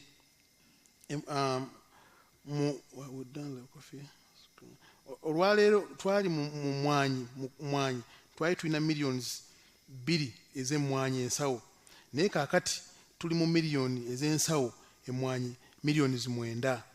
Twali nga tuyayina amajaani millions 3 ne tugenda mu millions 6. Nkaaga 60 yabadde awandise 6 ne 60. President agenze mu maaso n'atulaga nti ebyobulambuzi byalinga bifuna $1 million n'obutundu 32 mu 7, naye kaakati tufuna $1 million 28, ekiraga nti enkulaakulana eyaki ey'amaanyi, kubanga ebintu byonna yabikola ki, yabita okusobola nga buli omu munnayuganda yenyigira mu nteekateeka eyo. Basibo ne bannya President agenze mu maaso n'atulaga bwe tuze twogera okutambula. President atugambye nti newankubadde ebiri bye twayogeddeko wammanga byaleeta ssente mu nyingiza y'eggwanga naye si bye byokka ebyali bisaanidde okubanga bikolebwa oba birimibwa okusobola okulaba nga bannayuganda bafuna coffee cotton n'ebirala byonna weebiri birungi naye twetaaga okwongera okugenda kutunulira mu mata mu matooke mu muwogo n'ebirala byonna kubanga kakati buli kye tulima bwe tuba tukyongeddeko omutindo kidabulinga ssente okusobola okulaba nga bannayuganda bakola ki bafunamu ate nga n'eggwanga lifunamu. Kakati olwaleero bw'otundira amata ente bwe bakama muvaamu amata muvaamu yogurt ne bagavaamu amata agalwawo kubanga edda twalinga tumanyi nti bw'otafumba amata ago gajja kuki gajja kufa naye kakati olwaleero omulaalo bw'amala okukama amata agateeka mu machine n'ebiranga esobola okujja mu products ez'enjawulo. President njogera mpola mpola kubanga obudde bugenze. President azeemu n'atulaga nti twalina ebintu bino byonna bisobodde okweyongerako kubanga President aleese ebintu 5. Ebintu 5 ebyo byaleese mu economy mu byenfuna by'eggwanga mulimu ba scientist. Agezezaako nnyo okulaba nti ba scientist babeerawo okulaba nga abantu balina skills bakulaba nga balina factories ez'enjawulo okukola amalagala okukola okwasembolinga computers okuteekawo computers n'ebirala byonna eby'omulembe. Era President n'atugamba nti kati economy yaffe mu 1986 twalina obuwumbi wa $3.9. Kakati olwaleero we twogerera tulina obuwumbi 55. Bw'otunulira 3.5 bw'otunulira obuwumbi 3.9 no comparing olwaleero ku 55 olabira nga kintu kinene nnyo kitutuuseeko. Era economy yaffe ebadde egenda mu maaso n'okulaakulana ku speedi ya 6.3 bitundu 6 n'obutundu 3 buli mwaka ekikulagira ddala kuva ku myaka 38 ekikulagira ddala nti kati tugenze mu maaso okusobola okulanga eggwanga lyaffe likola ki ligenda mu maaso. Era nga tulina GDP per capita $100 $1,154 ekikulaga nti twagende ddala okutambulira ddala mu maaso eggwanga ligenda ddala mu maaso. President yeewuunya abagamba nti okugatta ebitongole bino kibi si kirungi. Yeewuunya n'okwewuunya era teyandimaze budde bungi nga ayogera n'abantu abo kubanga alaba nti oba oli awo tebalaba bigenda mu maaso. President akulaze nti ebitongole bino byateekebwawo for instance kati nga UCDA mu 91 ayagala okulaba nti ayongerako era ng'amanyi nti singa kinaagenda mu maaso anaayongerako olwokuba nti by then baali bafuna emisaala mitono abo emisaala mirungi basobola okubeera nga bakola ki nga bakola bulungi naye ate agenza okumaliriza nga ssente bazitutte nga twali mu lukoze eki gukoleddwa ate nga abandi badde bakola obulungi ate ne bafuna emisaala emisaala mitono. N'olwekyo President n'ayongera n'atulaga nti abantu obwongo babumala eggwanga lyandibadde lyetaaga obukadde 46 buli muntu. Calories ezo byebipimo by'emmere muntu byakola ki byalya okusobola okulaba nti abeerawo buli lunaku. Kati omuntu yeetaaga emitwalo 55 metric tons tani emitwalo 55 ez'eŋŋano okusobola okutuliisa ffenna singa tetulima mmere yaffe. Kitegeeza nti tuba tugenda kuspendinga $3.8 buli mwaka. $1 million $3.8 sisobola zoogera mu za Uganda kubanga nki nyingi nnyo. So n'olwekyo President n'agamba nti essente zino ensonga awo eri nti si kituufu okwogera ku mwanyi zokka. Excellency, kituufu. Neweerabira emmere neweerabira nowerabira emmere n'ebirala byonna kubanga bw'onoogamba ku mwanyi zokka kitya singa kinaabeera nga ku international market nga kiba kisse ate nga kimudipendizeeko mukka kitegeeza nti eggwanga lijja kuba muki lijja kuba mu matiga newankubadde nga bwe twetaaga okugenda mu maaso n'emmwanyi twetaaga n'okulaba nga ebirala bino byonna naye tubireeta ku board okusobola okutuyambako n'okusasaininga ekonomi yaffe okuba nga tutambula bulungi ng'ensi endala.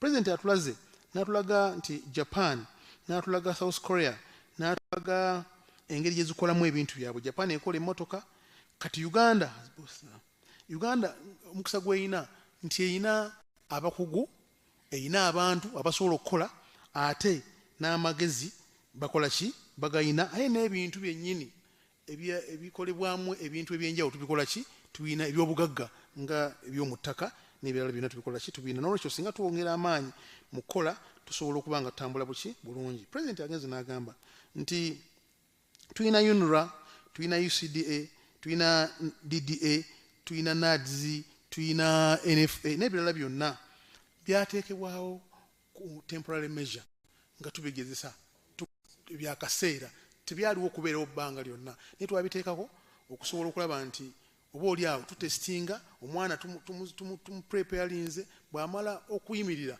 tumuleke ate akole ki ate atambule nga byalina okudda ogezi bwako akaseera bimale ate bidde muki mother ministries zaabyo bisoboka nga bitambula buki bulungi kubanga sente zaali zimaze okufunika era nga baziweebwa okusobola okukola ki okukola buli kintu kyonna. Naye kati president yeewuunyiza n'agamba nti sente ezo ezaali zirina okukozesebwa abantu ze bafuna zigendedde bwereere kubanga omulimu gwe bakola baduplicatinga bakola gwe gumu n'ogwa ministry ekitandibadde nga kisoboka kubanga ekigendererwa kyali kyakulaba bawa akasente bongeze bakole omulimu ki omulimu mulungi naye agenza okukola nga tekola ki teguliwo ate nga ne Uganda bennyini bakola kigula kuba badde bacomplaininga gavumenti eduplicatinga gavumenti espendinga sente bitakola ki ebitaliwo noddira board weeri ne board yandibadde nanyini business nga yafaayo okulaba nti administration entambula buki bulungi noddira omuntu nga n'omulimu tagukola ki tagulimu era tagukolako naaba nga ali ku board nesene ngaafuna zaki ngaafuna za bwereere. President agenze maaso nanyonyola n'atugamba nti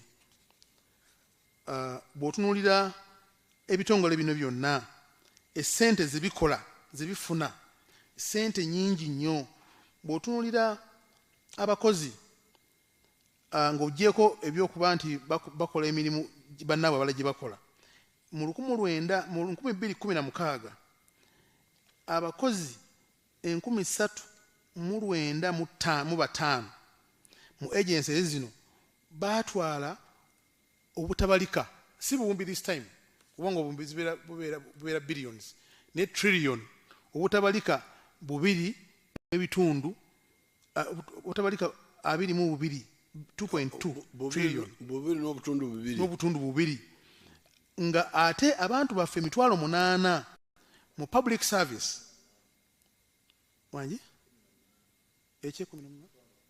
No. When you total them, they are 80,000. Obutabalika 2.6 mu misaala gyabwe abantu 8,000 bafunanga obuwumbi 755 n'obutundu 2 billions ate abantu 3,905 bafunanga obuwumbi 919 n'olaba nti almost obuwumbi 3 bwonna bugenze emitwalo giri 8 bafunye sente entono ate bali agency zifunye sente nyingi nnyo so singa oleka obuwumbi buno 2.6 obuwumbi 2 n'obutundu 6 ku bakozi ba gavumenti n'obongerako emisaala ku gino osobola okufuna omulimu omuki omulungi ate nga bafuddeyo nga ne coverage ogikoze eki ogifunye nnyo. President agenda maaso n'atugamba nti waliwo n'obuli bw'enguzi naye ate era ng'ovudde ku buli bw'enguzi n'emirimu gye bakola bagitunuulira buki bulungi ekireetera okulaba nti enteekateeka n'entambuza yaabwe tetambula bulungi. President agenze mu maaso neyeewuunya board zino ezibeerawo zibateekawo Your Excellency board ezo zirondebwa okulaba nga ziri waggulu wa executives eza agencies zifuna sente nyingi naye nga sente zifuna ki kuno work done tewali mulimu koze eki gukolebwa zonna zigenda mu maaso nga zikola ki naye nga ate board ezo abandi badde bazibeerako be bandi badde bananyini company bandi badde bananyini business naye oddira omuntu ng'avudde walala najja okubeera ku board ya UCDA najja okubeera ku board ya NADS oba ya UNRA naye nga omulimu ogwo tagukola ki tagumanyi okusobola okulanga ku supervising so tasobola kukola buki tasobola kukola bulungi. President agenze maaso n'ategeeza nti waliwo abakulu abasobola abalina obujulizi ku nteekateeka ne ku nsonga ezo. President n'atulaga abakulu ba Wealth Creation bajina abakulu abasirikale n'amaana atuyitira n'ababaka ba parliament Ombadde Abdul Mutumba n'atulaga the whole region namba y'ekibuga Greater Kibuga eyino abadde n'omuntu omu ate nga n'emalirira ate nga n'emirimu ajja n'aginona mu extension worker ono akola afuna esente entono ate olwo afuna nnyingi ate ono nga yamukolera omulimu. President nga tugenze n'atutegeeza nti abantu ekibadde kyogerwa nti UCDA ebadde efulumya certificate egenda ku mutendera gw'ensi yonna tekibadde kituufu kubanga photo sanitary certificate eyo egabibwa si egigaba Ministry of Agriculture yegikola ki yegigaba n'olwekyo obubadde bulimba obwaddala bwennyini nga si butuufu era n'atutegeeza nti certificate eyo gyegabibwa si ya mmwanyi yokka obula certificate eyo egabibwa ku bintu byonna ebyokulya byonna ebifuluma wabweru waki wabweru w'eggwanga nga n'emmwanyi mweziri nga ministry yezigaba era nga gavumenti z'ensi ezirala zonna zimala kola certificate eyo evudde Ministry ya Agriculture okutandika okukozesa ebyo eba bisindikiddwa ebweru w'eggwanga. President agenze maaso n'ategeeza nti afunye information oba afunye okutegeezebwa ni certificate eno UCD gyebadde egaba ebadde egigaba nga bw'emala okuwa omusuubuzi ali mu Uganda the moment olunaku lwe border onyumanyi lwezifuluma Uganda certificate yekola ki yesizinga okukola ki okubeera olwekyo UCD ebadde terina kyekola ku mutendero w'ensi yonna wabula ebadde egezaako okulaba nti ewaayo nti emmwanyi zabadde nnungi zabadde mbi mwakoze muti ne bagiwa certificate nasobola okufulumya ki emmwanyi kisoboka okuba nga kikola ki nga kikolebwa ministry buli kimu kyonna ku international level. President agenze n'agamba nti ba extension workers abalimisa abali ku magombolola gaffe olw'okuba nti bali tebakola bulungi era nga tebafuna ssente bulungi this time round President akkiriza nti agenda kuwongera amaanyi Ministry of Agriculture ne ba extension workers abalimisa abo basobole okulaba nga bakola omulimu gwabwe bulungi okusobola okulaba nga batuukana n'omutindo era n'okusobola okusomesa abantu baffe mwanyi ki ze basobola okunoga nabazaanika batya era basima batya ebinnya bazikuuma batya mu maaso. Akawuka President agenze maaso n'atuyitira ba scientist ku kawuka kano yayogeddeko akaluma emmwanyi ako ate akawuka ako kabadde kabi nnyo akabonyabonya abantu naye yeewuunyiza okulaba nga UCDA tenaba kuvaayo okulaba nga taking measures okulaba nga akawuka kakola kikakolebwa naye scientist atugambye nti akawuka yamaze okukola yakola ebikatwala ng'alina akawujjo kaateekayo n'okuteekayo ba petroli bamafuta oba ki okusobola okulaba nga kakola ki wanyi ateekamu omwenge naga nti yeetaaga buyambi asobole okubeera nga multiplyinga eddagala eryo mundi munnayuganda alikole ki alifune mpozi okusomesa omuntu oyo asobola nga asobola okuba nga lyekolera. President agenze maaso n'atulaga nti mu Uganda yonna aba UCDA babadde 55 bokka ba field officers bokka 55 nga bebakola mu bitundu ebya Uganda byonna so nga ate ba extension workers buli gombolola kuliko extension workers bameka basatu ba extension workers basebo ne banya batulaba be balimisa abo abali wansi abajja okuyambako waliwo ow'ebirime waliwo wente w'ebisolo ndowooza n'ow'ebyennyanja abantu basatu bali kugombolola abeetaawo okuyamba okulaba nga enteekateeka eyo ekolebwa bulungi.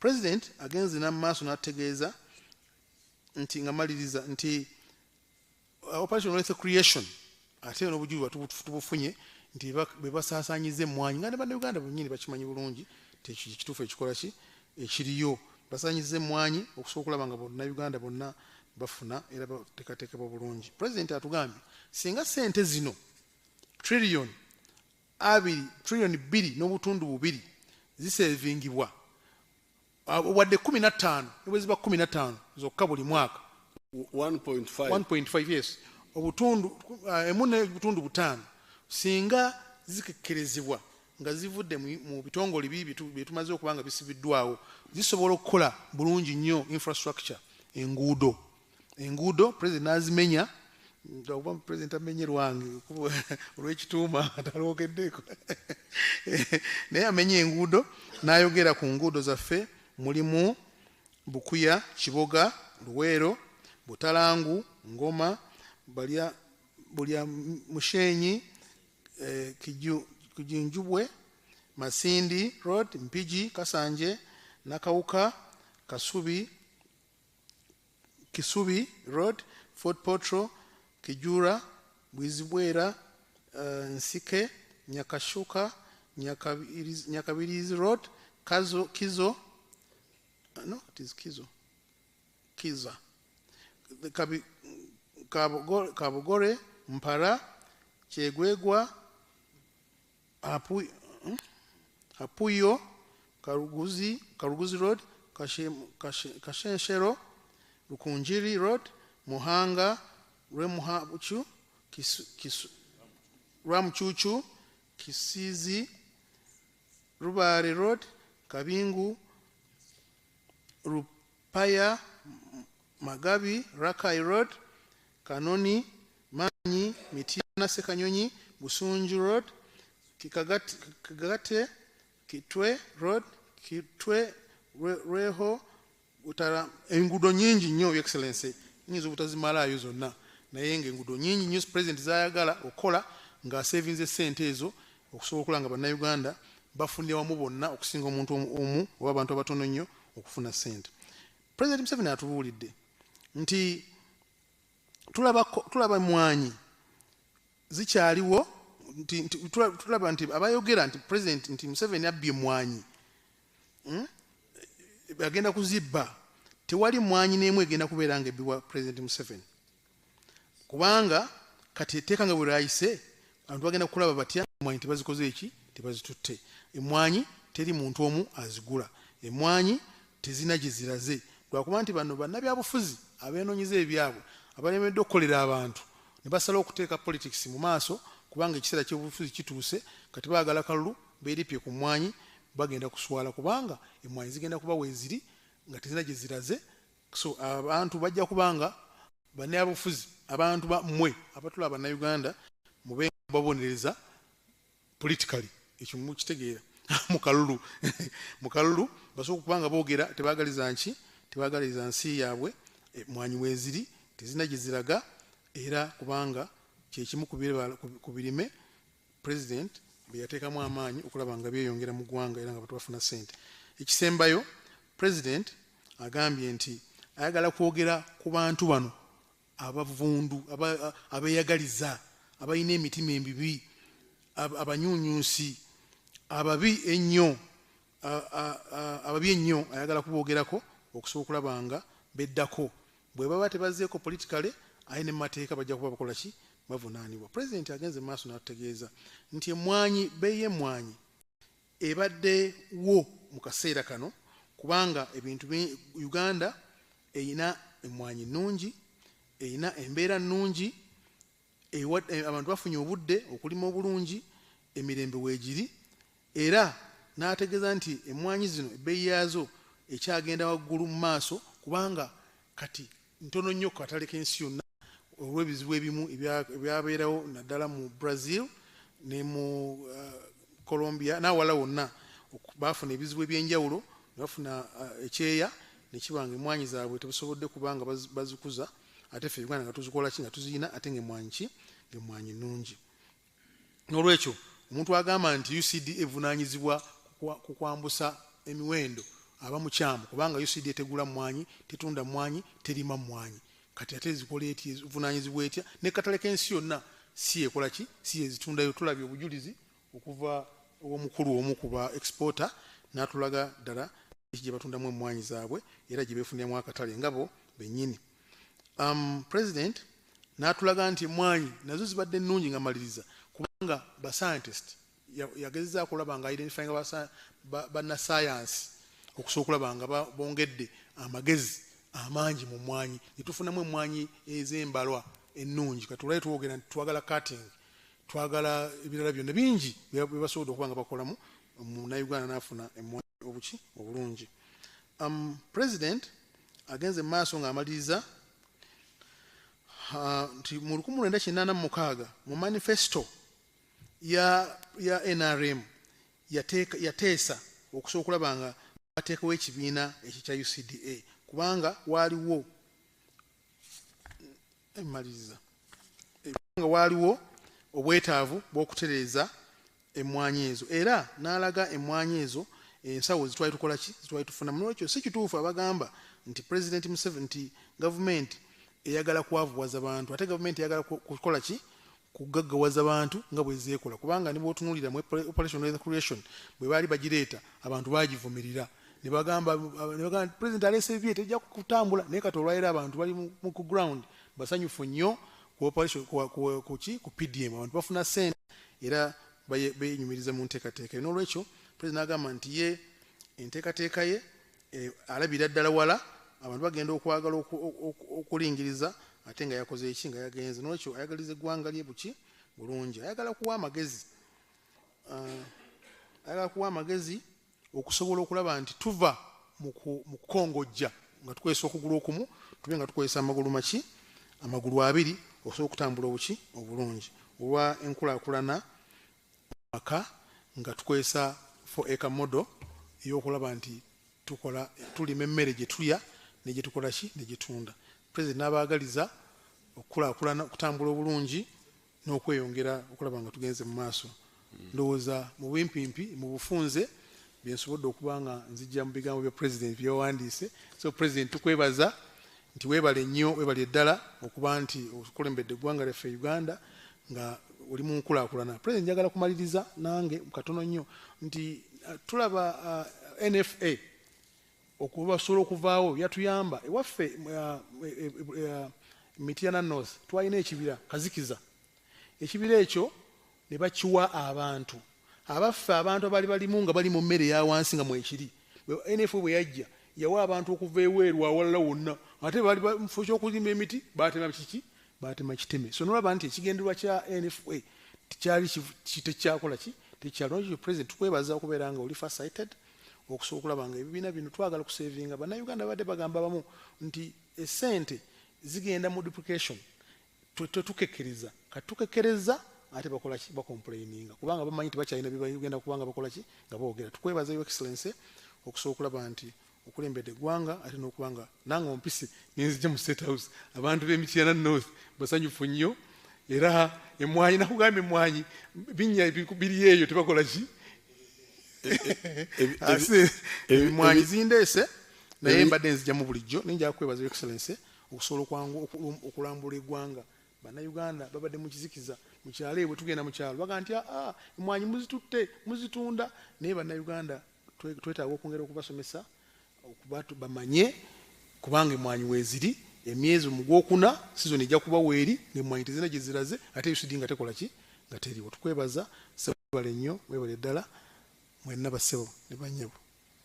Kale Honorable Nsegumire tugenda kufuna endokwa muziteeke mu binnya so that muleme okufuuka abalimba n'emutumba n'abalala abayenere twayogedde nabo jjo ne tukkiriziganya nti bano abakola ensigo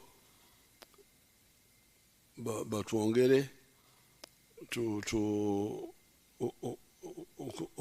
multiply them, and then our MPs will be giving them. So Ugandans, thank you so much. I had to come with the group here, all these people, to share with you the truth. people are saying that the coffee has been sold are talking rubbish, but it's good that they are talking rubbish, because then we shall know them by their fruits. It's good to tell such a lie. Really, it's good for us because we are going to prove them wrong, and you people, you should punish them for telling you such useless lies. Thank you very much. God bless you.